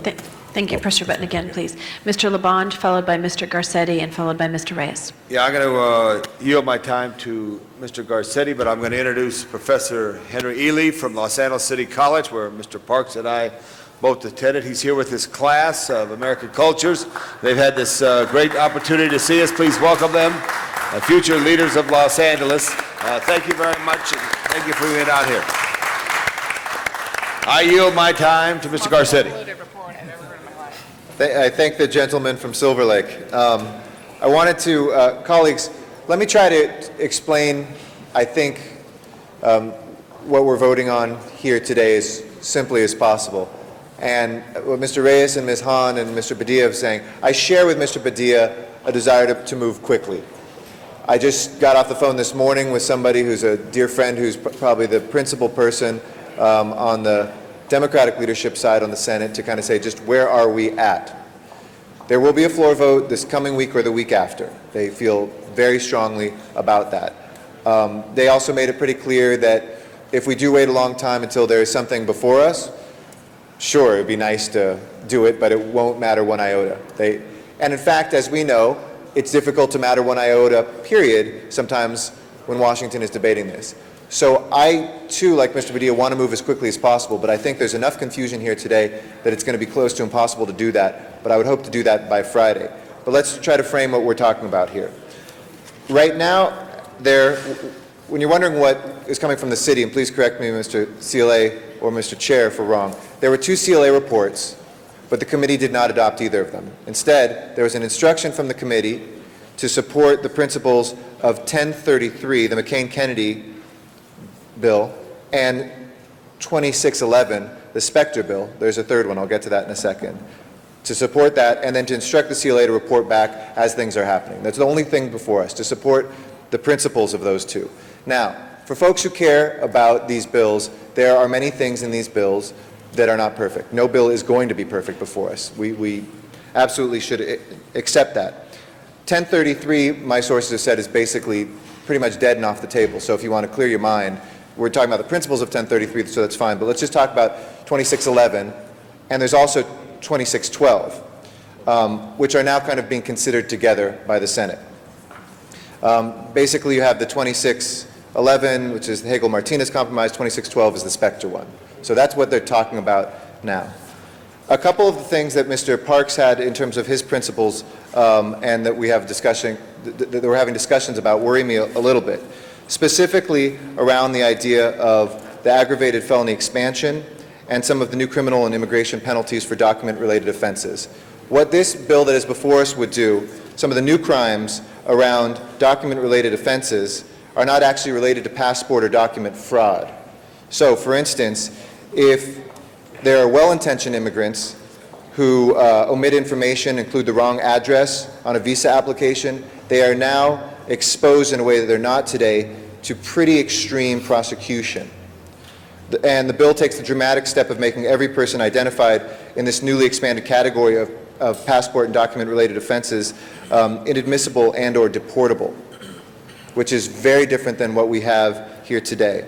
The aggravated felony expansion, I mean, I don't know how much time I'll have to walk through this, but I have a very good summary here of what's called the lowlights of what's in here, and a couple things that are the highlights. I think the highlights, which I want to focus on for a second, the compromise gets rid of the language that would make it a crime to be unlawfully present. And it contains a humanitarian exception to smuggling for groups and individuals who provide assistance on humanitarian grounds. Also, the exempting of certain vulnerable populations from criminal prosecution for document fraud, while it still contains provisions that would make a range of offenses a crime punishable by U.S. code, it also has an exemption for refugees, asylum seekers, and vulnerable populations. For all of the work that we've done in this city, Mr. Cardenas has done on trafficking. This is good for Los Angeles because before it would not have made any exception for a woman who is trafficked here from Thailand, for instance, and is basically in slavery in our city for any fraud, any inaccuracies in any attempt to make that person situation be improved. The court reforms that are here, there's several positive modifications to the Senate bill that was before in terms of court reforms. And I think also on the retroactive application of punitive immigration provisions. It doesn't reach back anymore. It says, look, this is here where we are, and let's lay down the law and the rules moving forward, which is, I think, a fair expectation as well. We can, colleagues, take a couple more days to kind of get that. I think the mayor's office, the CLA's office could work well together to say to all of us on maybe a 2 or 3 page memo, this is where we are right now. This is what the Senate is talking about. These are the bills. These are the principles that you've heard, I think many of us, if not all of us, have worries about in the past. And this is what has changed about them. Here are still the outlying points of contention that may still worry Los Angeles. But, and I'll close with this, if we make the perfect the enemy of the good here, we will be out of this debate altogether. Thank you. Mr. Reyes. Yes. Colleagues, I believe this is a healthy discussion. My hat goes off to the committee members that know they've been drilling down on these issues. But I do want to emphasize 2 things. One is, if we are to take an action, I would move that we support the city clerk's report. But if we allow ourselves this week, Friday, which I believe won't take us out of the picture, but gives us time to digest, as Councilman Garcetti has suggested, the ability to understand what these principles mean and how do these bills posture themselves with each other given the unique qualities of our city, the second largest city in this country that has had thousands and thousands of people marching the streets peacefully talking about how significant this issue is. I believe we owe our constituents at least those 2 days till Friday to understand what we are really doing. And I applaud the mayor's office and CLA because I know they will do a great job in making sure they keep us on the pulse, that we understand exactly what actions will be taken next week. So I would like to move that we continue this till Friday, follow Councilman Garcetti's suggestion of getting that memo, understand clearly in outline form what these principles mean, how they affect us, so that we can have an informed decision when we take this vote, and more importantly, be able to represent our constituents throughout the city in a manner that reflects priorities of the city. So that would be my motion. Thank you very much. Thank you. Ms. Report by 3 this afternoon, so we can study it. Oh. Try and, okay. Mr. Padilla, followed by Ms. Han. Thank you, and, well, so our motion's already been seconded, so I'll rise in support of the motion to continue to Friday, but recognizing a couple of things, colleagues. One is, it's incumbent upon us. This is our job, to do our homework. So the reports that Mr. Labange has requested by 3 o'clock, I think, are available already. So it is reviewing the guiding principles, it is reviewing all the legislation, and if necessary, we should be prepared to come in on Friday as a warm-up to next week's budget consideration to go principle by principle, line by line, item by item, if necessary, to have this conversation, make some decisions, and have the City of Los Angeles have a position in this national debate. If it's helpful, I also would invite from the mayor's office, whether in writing or somehow, his thoughts on the issue. Respect the fact that he respects our role in establishing city policy, but because he's been the most recent person in Washington engaging in these discussions firsthand, I hope we can benefit from that. I know when several of us were in Washington back in March during the National League of Cities, this was an agenda item when I met with members of Congress, including Senator Feinstein before the Judiciary Committee acted. But I'll wrap up with just this, colleagues. 20 years ago, we had an amnesty program in America. And I'm sure a lot of this discussion took place again then. And some people thought, rightly or wrongly, that we were going to have an amnesty program and then solve the immigration, legal and otherwise, issue going forward. And here we are 20 years later having this discussion, probably at a larger magnitude just by the sheer numbers that we're talking about. And I think the people of Los Angeles and the American people are asking themselves, how do we know that whatever happens in Washington this time, that we're not going to be back here in 20 years having the same discussion? I think that's a fair question to put on the table, and that's what's driving a lot of decisions and positions. But that being said, look forward to Friday's discussion. Ms. Han? Thank you. Well, I just wanted to, before you made your friendly amendment, I think that's what I was going to say. And with all due respect, we do our homework. I don't feel like the reports that we have before us today are what I'm looking to get. I feel like this presentation was very confusing. It was very convoluted. I thought it was bad explanation of some of the issues. So I don't think I have before me what I need in terms of the principles that we're talking about supporting. If there's any conflict in current policies in the City of Los Angeles, that this bill, I think besides the principles that we're going to support, colleagues, we also might want to go on record, speaking about some things that we would oppose if it ended up in this bill. I mean, I think that's also our job as well. And I also want a clear-cut recommendation to this body on, what's the best way to get involved in this debate. Is it supporting principles of this bill? Is it directing the mayor to make sure that in their negotiations they, do these 10 things? I mean, what's the best way without compromising ourselves in terms of supporting something that may not end up to look like what we want it to look like and being involved in the debate. Tell us the best way that we can involve ourselves in this debate so that the legislation truly reflects the principles of the City of Los Angeles. But clear, quickly, we want this so that we can make an informed decision on Friday. Thank you very much, Ms. Han. That finishes our speaker queue. We'll look forward to that memo and on deliberating on Friday. and taking action then. Thank you. Next item, please. Mr. President, there is a special one that has been circulated, and the city attorney, the council member Rosendahl will speak to the findings. Okay, colleagues, we have a Rule 23. I'd like to recognize Mr. Rosendahl to make the findings on special one pursuant to Rule 23 of our council rules. Thank you. Thank you, Mr. President. Yeah. You know, Rule 23 is an extraordinary mechanism used in rare circumstances. It was late last night that I became aware that the Appropriations Committee of the State Assembly was going to act on a colleague of mine's motion regarding Santa Monica Airport.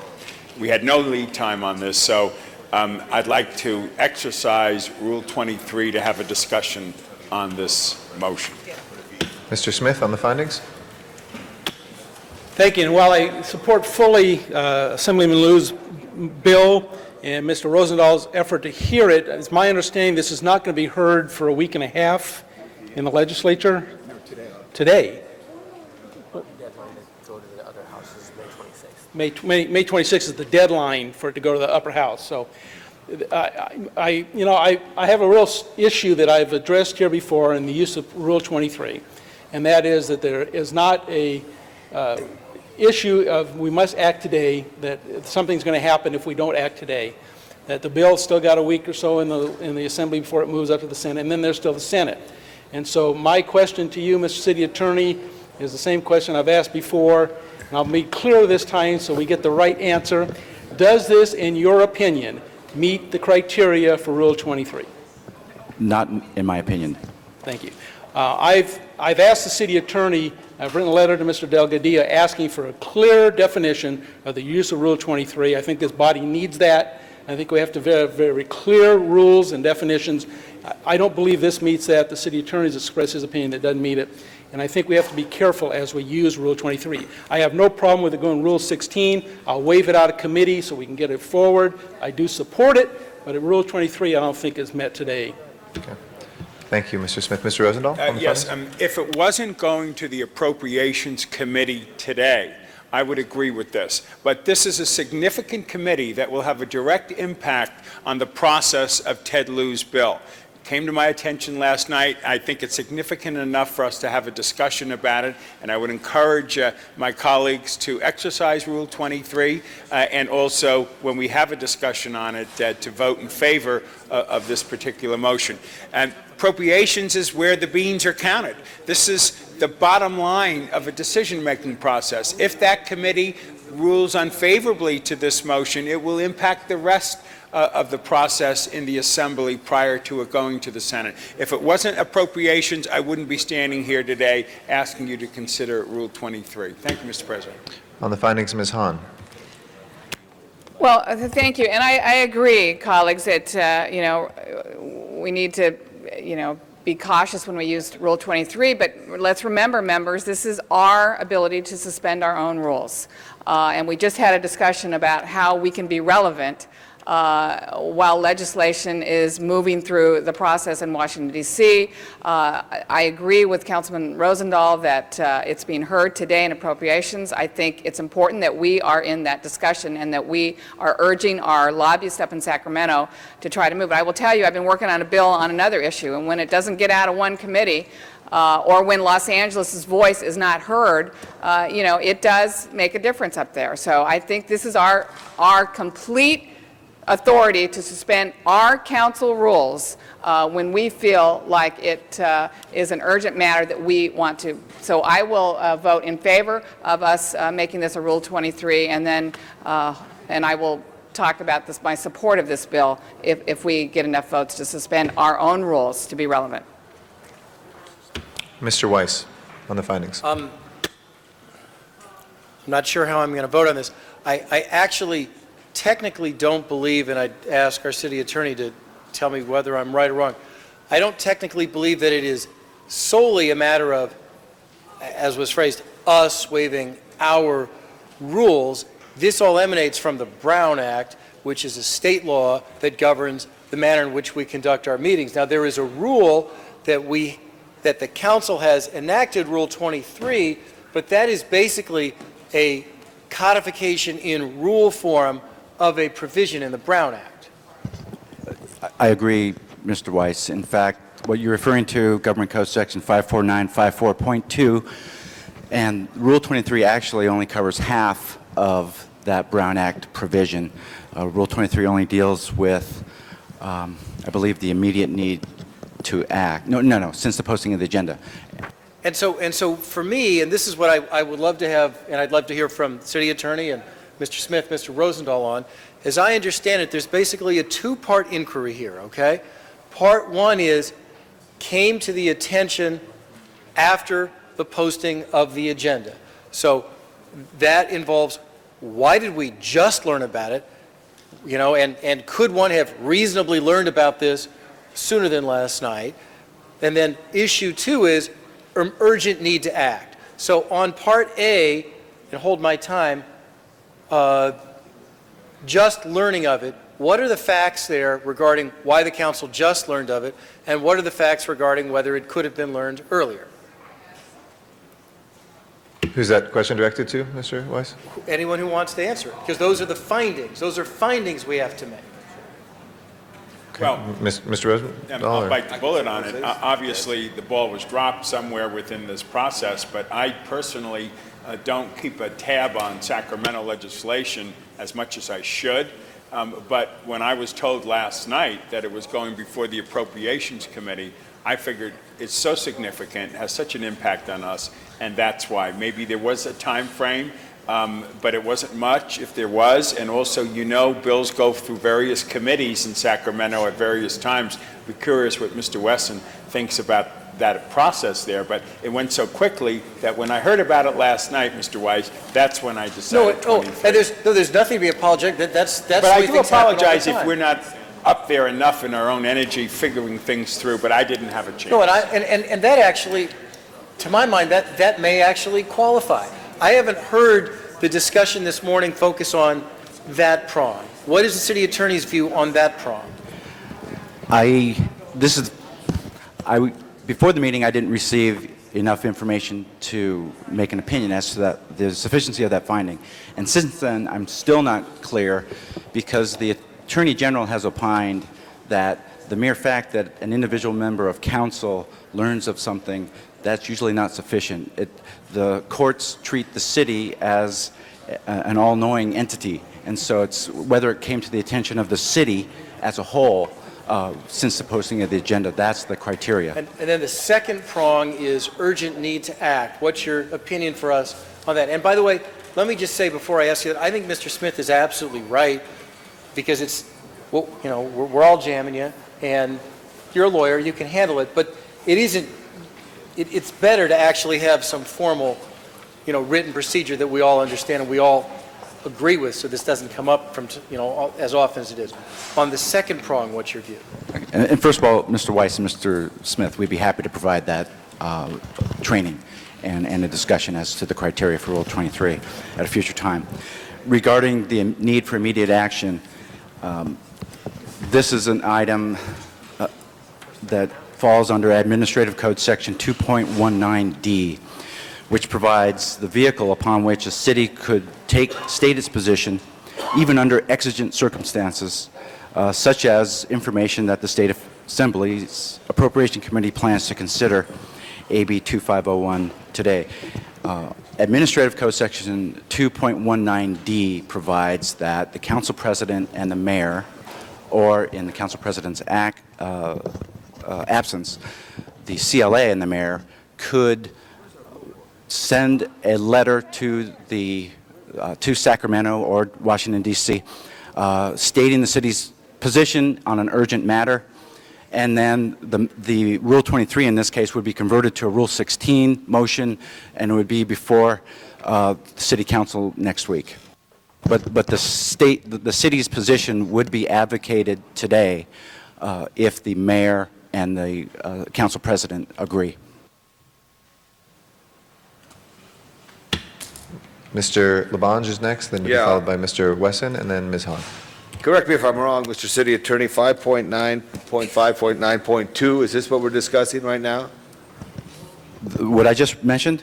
No, that was 2.19D. Correct. Right. Now, but 5.9.2, you earlier referenced, and the point I want to make is, members, this is Rule 16 we're talking about right now. 23. Rule 23? 23. 23. So I'm just asking, because Mr. Rosendahl brings up an extremely good point. Correct me if I'm wrong here. Someone's listening and asking, what's Los Angeles think about something in Sacramento right today? Right. And it comes to our attention. Now, in previous times, before the charter change, the council ran a lot of the legislation. Is that correct? Is the CLA around? Right. We used to have more of a control. Why is this happening maybe a little more often? Is we don't have the control that we once had, so we have to act in a more rapid fashion. Is that right, Mr. Miller? Well, yes, it is. I mean, the division of responsibilities here do make it more difficult. The mayor can't actively lobby until you take a position. Right. When the council both took the position and supervised the lobbying, it was certainly, more streamlined in terms of taking positions. So that's a reality that we have to deal with on that issue there. I just hope, if they're hearing it today, because we could help the fine gentleman of the 11th District deal with issues related to the 11th District. And but I would say this, members, if we were talking about changing the zone next to the Santa Monica Airport in the city of Los Angeles, it would be unconscionable that we would discuss it this way. That should be fully vetted out. But on issues of legislation and other government bodies, I see nothing wrong with the discussion today. But I want to yield my time to the former great speaker of the state of California, Mr. Herb Wesson. Mr. Wesson. I really appreciate Labange yielding a lot of time today. We might get out of here by noon because of the yielding of his time. What I wanted, and I'm joking, and I love you, Tom, but I wanted to rise to say that we do not have to act on this today. Appropriations usually meets at 9 a.m. in the morning. So it is my guess that it is over. Since I haven't had an opportunity to see the fiscal impact of the bill, it could even be retained in appropriations until the Speaker and the Chair of Appropriations makes a determination as to what items to let out of appropriations. Now, in the event that this did get out, it goes to the Assembly floor, and then from the Assembly floor, it has to go back to the Senate, and then from the Senate, it has to come back to the Assembly to be sent to the governor's desk. So I just rise to say that I do believe that there's time, and I understand your sense of urgency, and it's a good thing that you caught this, but I think we do have the time to address this where we don't have to rush quickly, where we could properly notice or ensure that this is noticed so other people could be here to testify. And I do want to say, Tom mentioned, and we should have some discussions about more of a rapid response. When we were here in the olden days, we did control our own lobbying. It came through the CLA's office, and I will just be totally honest that we just don't have every tool in the tool belt. When we've got to come up, in my opinion, with a way to afford us the opportunity to make sure we're tracking things that are important to us. We have Ms. Gruhl for a first time, Mr. Reyes for a first time, Ms. Hahn for a second time, and Mr. Rosendahl for a third time. Ms. Gruhl. I have a kind of content issues and protocol issues and process. And I think the point has been well taken about knowing when these things happen. But from a city attorney, from your perspective, there are two senses of urgency. One is it's been posted up in the state and we should have known about it, and we didn't. And two, we as an elected find out the night before, as Bill Rosendahl did. That's the first he knew of it. No one else told him. He didn't know. That is something that came about to him that he never knew about. And so I'm not sure we can always differentiate. And how does the city attorney, and if you could hold my time for the city attorney to answer that, the difference between it's been scheduled for a committee and we weren't told and we found out about it, or we've known that it's scheduled and we come in at the last minute. The Attorney General's office has opined in their pamphlet on the Brown Act that the reason that the wording as stated as such in the Brown Act, where it refers to the agency learning of a particular matter, they're referring to the city as a whole in this instance, as opposed to referring to the legislative body learning of a particular matter, which would be referring to the city council in a more specific nature. So by that, they were opining that just because the individual legislator learns of something, that in and of itself doesn't make it an urgent matter. And just because something is sitting on someone's desk doesn't make it an urgent matter. I guess the question would be, colleagues, and I support actually looking at this, if, again, and I think they're trying to find out, maybe you can answer, whether the meeting happened today, is happening, the time. It did? Yes. Yes. Okay. So that And issue is Pursuant to that, I think Mr. Rosendahl has a motion to make, but I know there's also issues that we maybe want to continue to discuss. So, And I think with the city attorney's office, again, we have no idea, and we'd have to ask every city employee again, in the challenge, ask every city employee, did you know about this, to decide whether it's a Rule 23 or not, and that's problematic for us, because I don't know who knew what when. And our advice is based on what a court would find reasonable, what the city's actions would be reasonable. So as far as I'm concerned, I was never told, and no one's come up here and said we knew about it and we knew it was happening today, and that would be the basis on which I would vote for a Rule 23 or not, and based on your advice. And again, this discussion that the council members are having is a healthy discussion because the council members make the findings. Correct. I only advise on the You findings. advise, right. So the council members make And the we findings. don't always agree with you, Dion. I know that's shocking that we don't always agree with the city attorney. If Thank Mr. you. Reyes and Yes. Mr. Cardenas will yield to Mr. Rosendahl to make motion, unless you want to be heard, you have your prerogative. My time, so to Mr. Rosendahl. Oh. Okay. Just a second. I just want to say, just remind everyone here that this is our legislative body. We were elected to represent our constituents. All due respect to the city attorney, he advises us of our laws. Just like you just said, 2/3 vote, we take an action and we move. And that's all I wanted to say.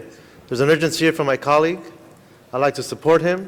It's important to him and his district, to our city, and I would like to support Councilmember Rosendahl and what he's trying to get done. And that's all I need to say. Mr. Rosendahl, did you want to Well, speak now? if I can count to 10, I'd like to do that opportunity first to be Okay, all candid right. about it. Mr. Cardenas, then? On the findings, I think it's important, as was mentioned by the city attorney, that the legislature has bound us, local legislative bodies, to adhere to the Brown Act, but they exempted themselves. Yeah, exactly. Case in point, the legislature just this past week, within one evening, passed $37 billion of bonds, within one evening. They both went through both houses, had a vote of the entire legislative body in the Senate, the entire legislative body in the Assembly. It went through policy discussions, et cetera, all in one evening. So with that being a fact, Mr. City Attorney, the fact that the legislature can actually act in a manner that could have some impact, positive or negative, on this city, and yet if we get wind of it and we have to agendize it, et cetera, and they could actually do such without our voice being heard officially from this body, shouldn't that in and of itself allow us to have an urgency every time the legislature commences some kind of action? Half of my concern regarding the two prongs is because of Admin Code Section 2.19D. It provides a vehicle upon which the city can state its findings. And I know the CLA disagrees, but we have acted in helping draft this ordinance, and it was added in 2000. So that may be what people are referring to as the change since the new charter, but that's half of my concern regarding there is another vehicle upon which the City Council could state its position, and that obviates the immediacy, the need for immediate action. Okay, thank you. Would you like to add anything, Mr. Miller? With regard to Dion's assertion there, we have had this discussion before, and I can certainly speak to the council's intent because I participated in developing those procedures. The emergency procedures are intended to be for when the council is not in session. In fact, in terms of the bright lights, et cetera, I would argue that it would be inappropriate if council were in session for the CLA and the mayor's staff to go to the president of the council and the mayor only to ask them to take an emergency position and then come back to the council later to have that confirmed. So if council is in session, I believe that the intent in our office in devising those procedures would be that, in fact, emergency positions were taken on a Rule 23. If council is in recess, and there isn't time, that is when the emergency procedures, the signature, the letter by the mayor and the president of the council would apply. Ms. Hahn, to be followed by Mr. Smith and Mr. Rosendahl. Well, thank you. It sounds like our urgency for today is, we lost it an hour ago. But colleagues, I'm just here to remind us that the Brown Act specifically says, which, as was mentioned, the state legislature exempted themselves from, even though they enacted it on us. The Brown Act says, upon a determination by 2/3 vote of the members of the legislative body present at the meeting, that there is a need to take immediate action and that the need for action came to the attention of the local agency subsequent to the agenda being posted as specified in subdivision. It is up to us to decide by a 2/3 vote. We make the determination whether that information came, however it came. It came to you last night. I don't know how it came to you. That's not, I determine by my vote whether I think that's completely legitimate. That it came to you after our agenda was posted. It's also up to 2/3 of this body to decide whether or not we want to suspend our rule by hearing it today. That's up to us. We can have the city attorney advise us. We can have the CLA advise us. It is our authority. That's what the Brown Act is. It's up to 2/3 of this body to determine both the reason it came late and that the fact that there is an urgency to act on it. City attorney can say what he wants. Brown Act leaves it up to this body to make that determination. Let's not forget that.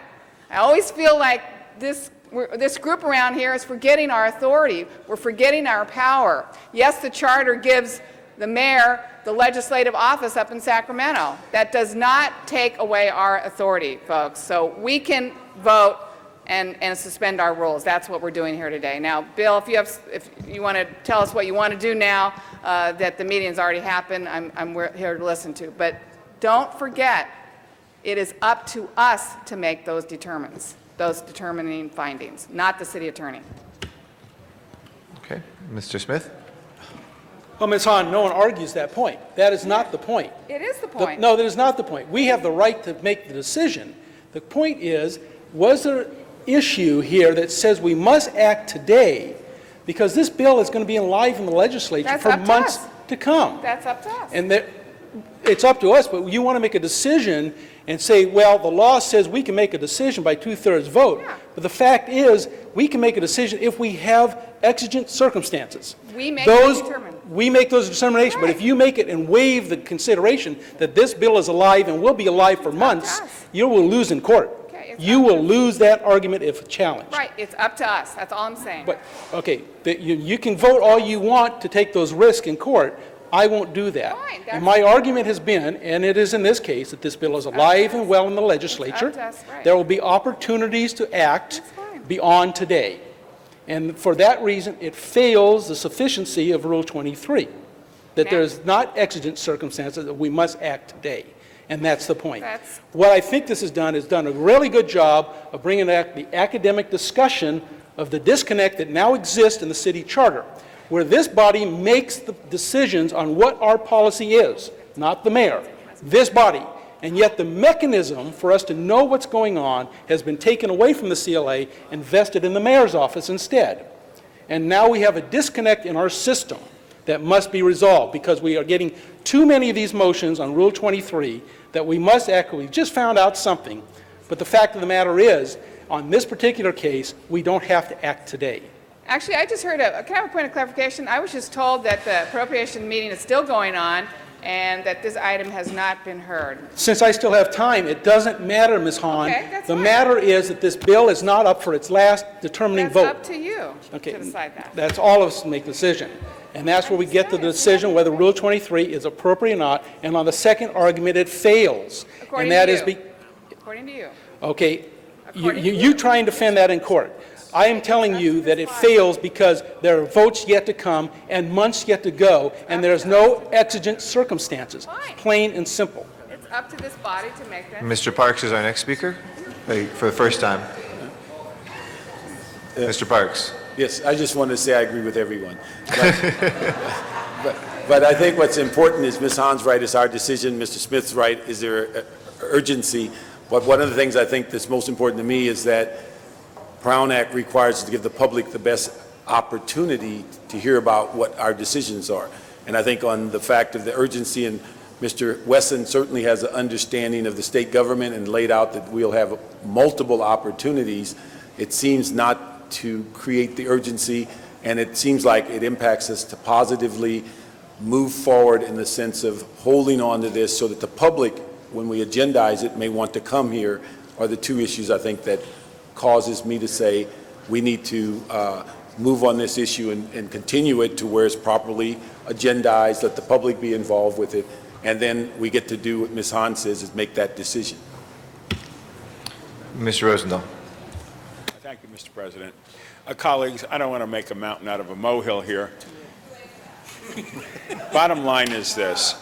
If we vote in favor of Rule 23, which I urge my colleagues to do, we're sending a strong message to Sacramento on a positioning of a discussion that we consider an emergency, urgent. We got the word last night.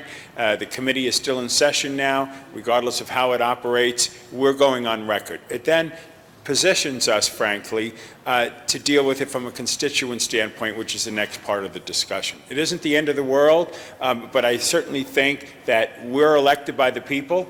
We take our advice from our city attorneys and appreciate their advice, but the ultimate decision is a two-thirds vote of us.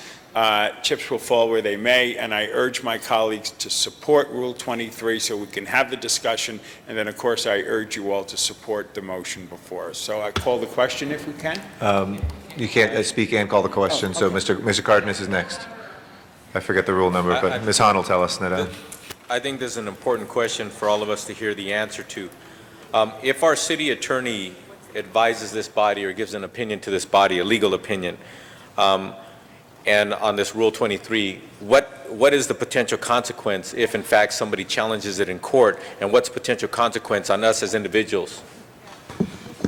If somebody challenges this in court and the court determines that the city council members willfully disobeyed the Brown Act, then there could be civil and even criminal consequences, misdemeanor consequences. Now, that means when you talk about criminal penalties, that means they would put bars around the windows here, or they could actually go after individuals who are providers for their family, people who are representatives of the city, et cetera. I mean, what potentially does that mean? They could, but I mean, I don't know if any individual council member has ever been, in the state of California, has ever been criminally prosecuted. It's a hard burden, but it's there. If I just respond, because I mean, it's important that, this is why law is important. I mean, these things really are important. And, you know, there have been occasions over the past couple of years where the district attorney of Los Angeles County has been in the media talking about was an action of a board a Brown Act violation or not, and there has been some sort of discussion or preliminary investigation raised, and I think members of this council have in fact at times been involved in requesting the DA investigate another body because a Brown Act violation occurred, And that's right, it was you.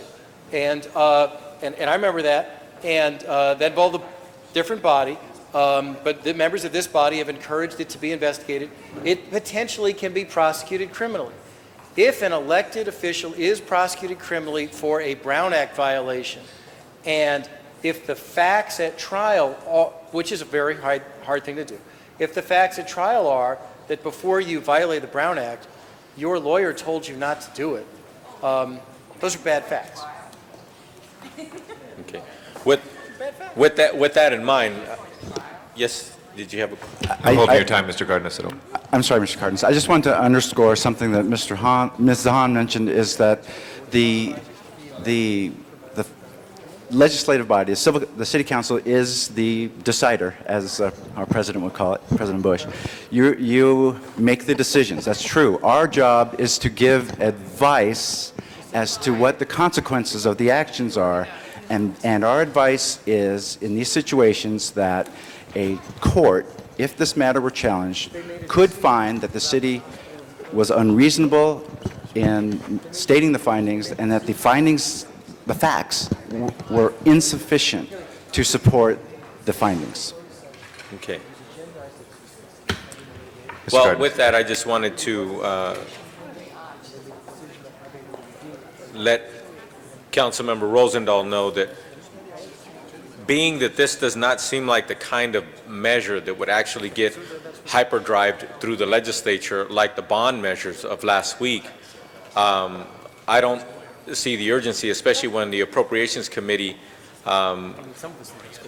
we've got competing information here, that the Appropriations Committee passed it out already, that the Appropriation Committee is very likely going to evaluate this and hold it on suspense file. This does not sound like the kind of item that would not go on suspense. The suspense file gets about 90% of what goes through the approach just goes on suspense.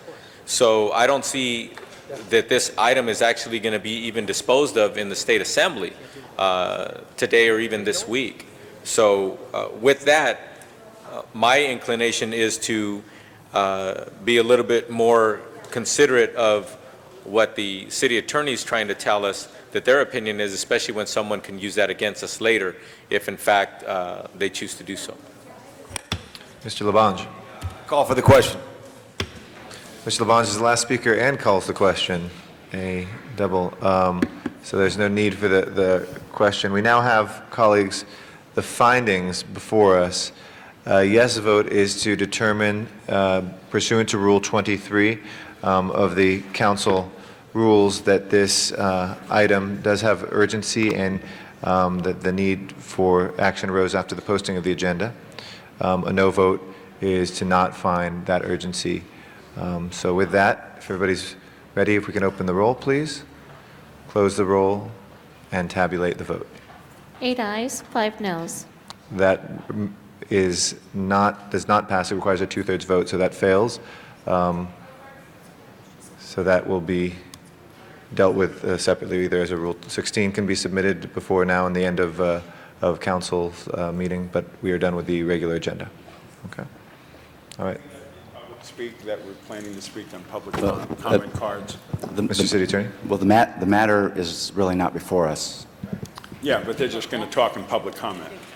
I guess it would have to be, it's up to the council president and council Public to comment reopen is public We could comment. reopen, comment yes, about any issue that's and correct. go back We to could back. reopen public comment. If there's a motion to reopen regular public comment right now, we do have 4 speaker cards that have been filled out for public comment as well. Is there any objection to that, colleagues?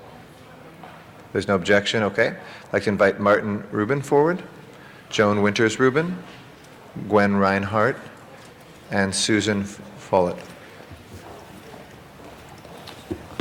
You have 2 minutes apiece. Thank you. Thank you very much. Martin Rubin, Director of Concerned Residents Against Airport Pollution. I don't know if it necessarily is urgent to have Los Angeles City Council support to this motion. However, maybe it is. That's where we're coming from, and I know that's already been voted on. but, and I'm optimistic, as is Councilman Wesson, on this bill moving forward, hopefully, completely. And we would feel that Los Angeles City Council's support on this bill would be a tremendous thing to have. I would probably speak some more about this when it comes up instead of now. Okay, thank you. Thank you. Just as a matter of information for the public, as Joan Winters Rubin comes up, as Council President, I will be stamping this Rule 16, which will allow us to hear this in 2 meetings. Okay. Ms. Rubin. Thank you. First of all, I'd like to thank Councilman Rosendahl for bringing this to you all today. And I'm a co-founder of Concerned Residents Against Airport Pollution. We're really suffering in our community in West Los Angeles and from the jet emissions coming from Santa Monica Airport. We have worked and we have spent all of our recreational time trying to fight this issue, and we have health impacts now. I've just recently successfully endured a cancer operation a couple of months ago. We have a child across the street who has a very rare form of bone cancer. We have pets who have asthma and 2 pets who have died of throat cancer.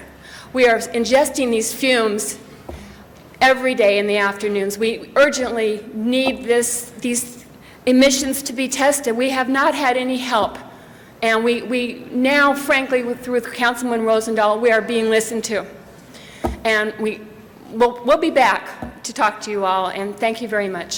Thank you very much. Appreciate your patience. Gwen Reinhardt is our next speaker.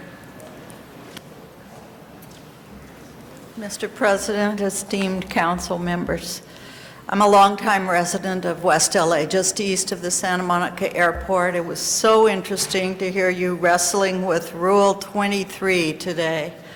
But I must say I'm disappointed that maybe a fear was brought into it and a few votes might have gone the other way if that hadn't come up. So I'm sorry about that, but we won't give up. It feels very pressing to us.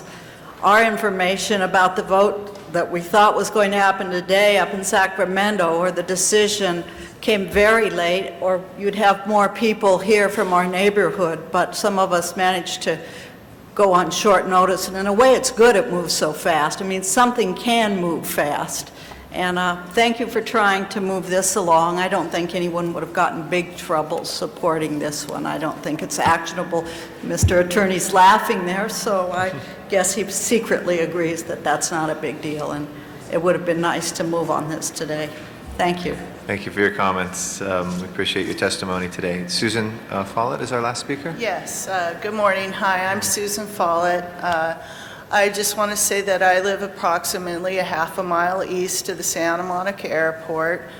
My neighborhood, my home, is invaded by fumes on a daily basis.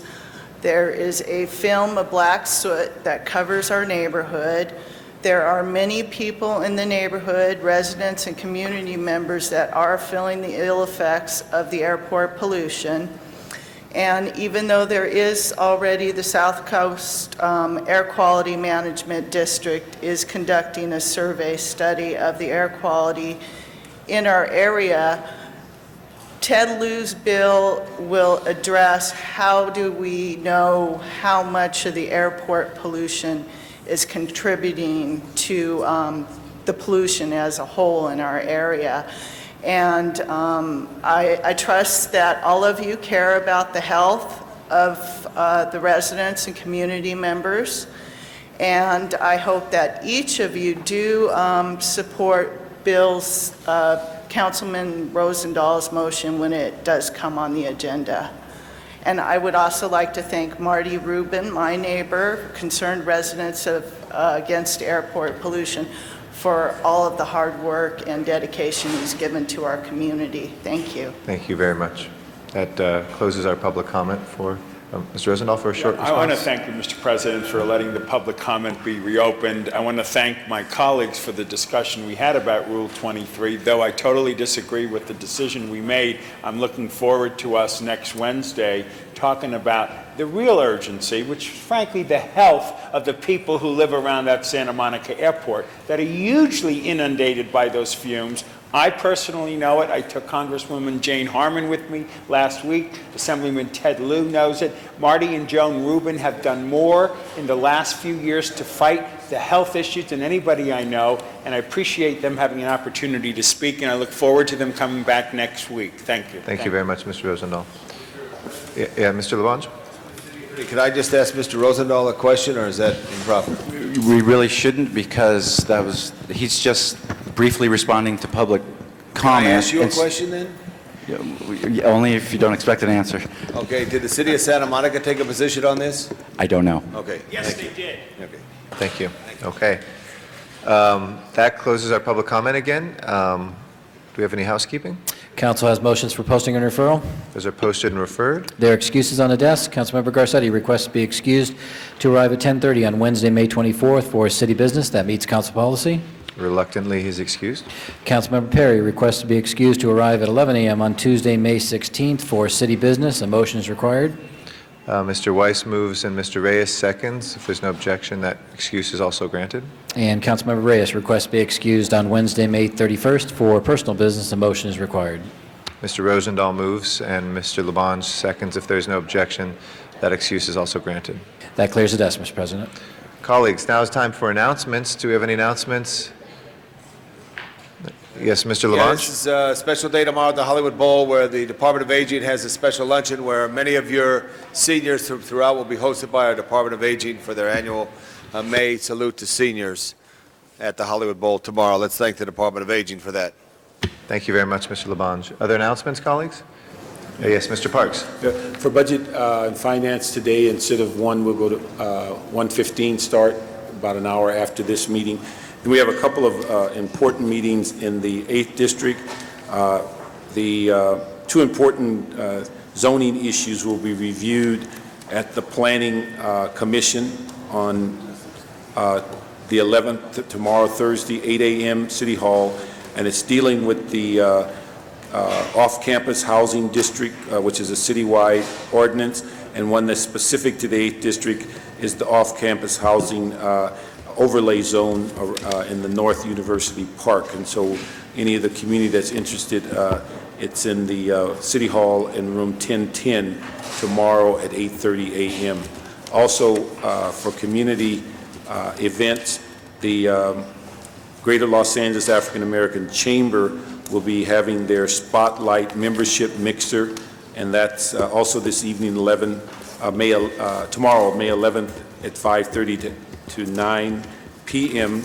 And then finally, the Vermont Village, which is generally centered around Crenshaw Christian Church, is the Vermont Manchester Development, is going to have their meeting to talk about the activities with the development at 83rd in Vermont, and their meeting will be Monday, May 15th at 6 p.m., and that will be at the Epic Center, not Epic Center, the Constituent Center to handle those issues. Thank you. Ms. Gruhl. President, I just wanted to acknowledge the meeting that we held last night that you and I and Mr. Rosendahl sponsored on Clean Money out in the San Fernando Valley in Valley Village. It was quite a successful evening. It was a standing room only event and a really great dialogue, and look forward to the participation by others when it's in Venice. I think it's March. Do you remember the date, March? It is 2 weeks from yesterday, so that would be the 30th. March. May. We'll make an announcement closer to that, but it's actually May 30th at Venice High School at 6:30. May 30th at Venice High School, and we encourage people to participate, but it was a great opportunity, so thank you, Mr. Garcetti. Thank you, Ms. Gruhl. Tomorrow, please join residents of Atwater Village as we take a walk along the Los Angeles River with the Neighborhood Watch there.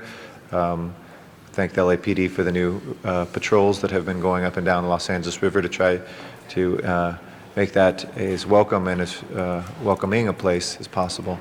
And tomorrow we'll be meeting in the evening to walk at 6 o'clock in Atwater Village, there where Glendale Boulevard and the river intersect. So, any other announcements, colleagues? Any adjourning motions? Do we have any? Can I ask everybody to please rise for adjourning motions?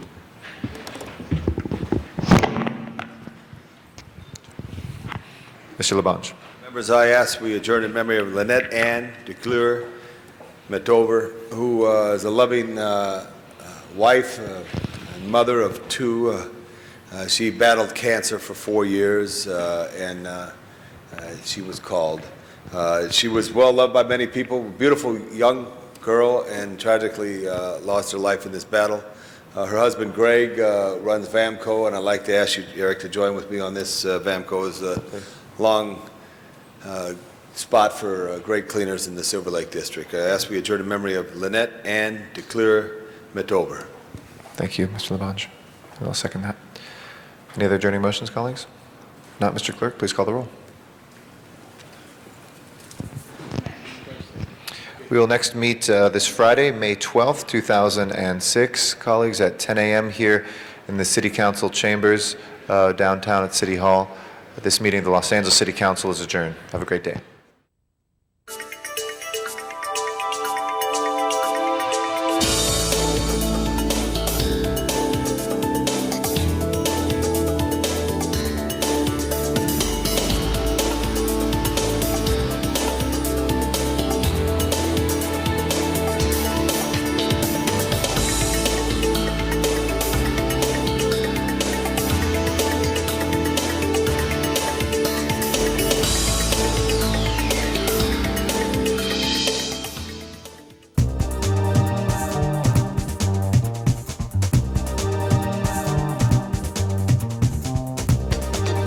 LA City View Channel 35. Your city, your channel. We now join our scheduled program in progress.